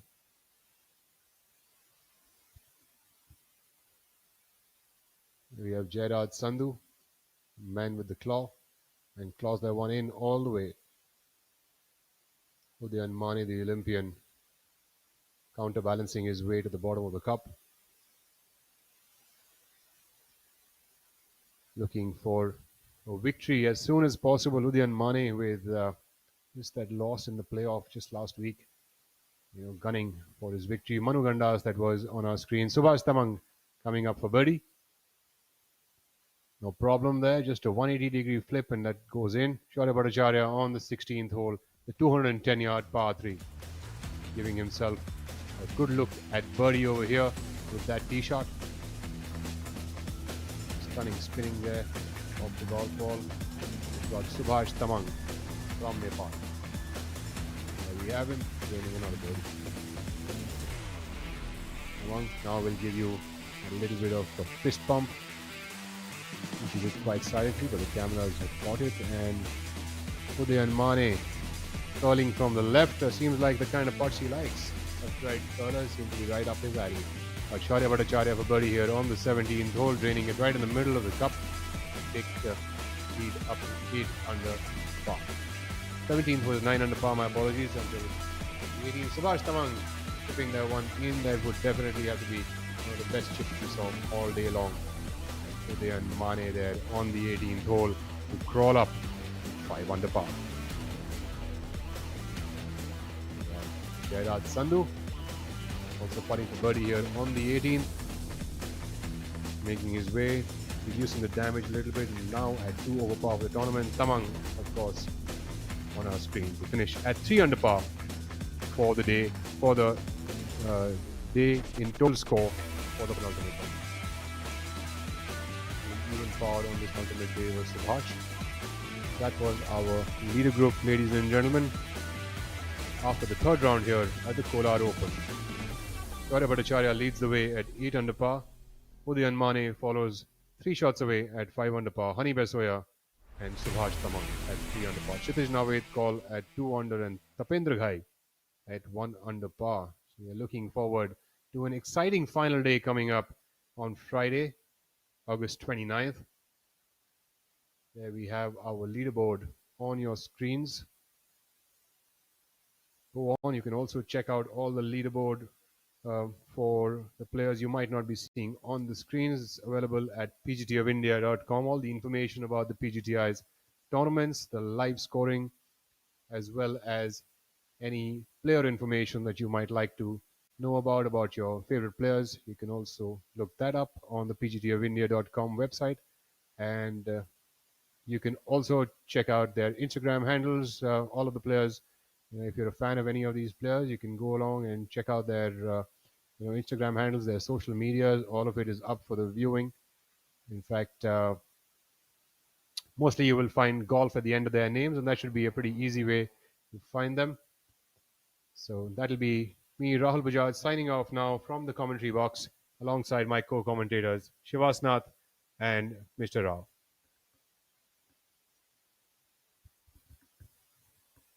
Well, thank you, Rahul. That was a great summation of today's play.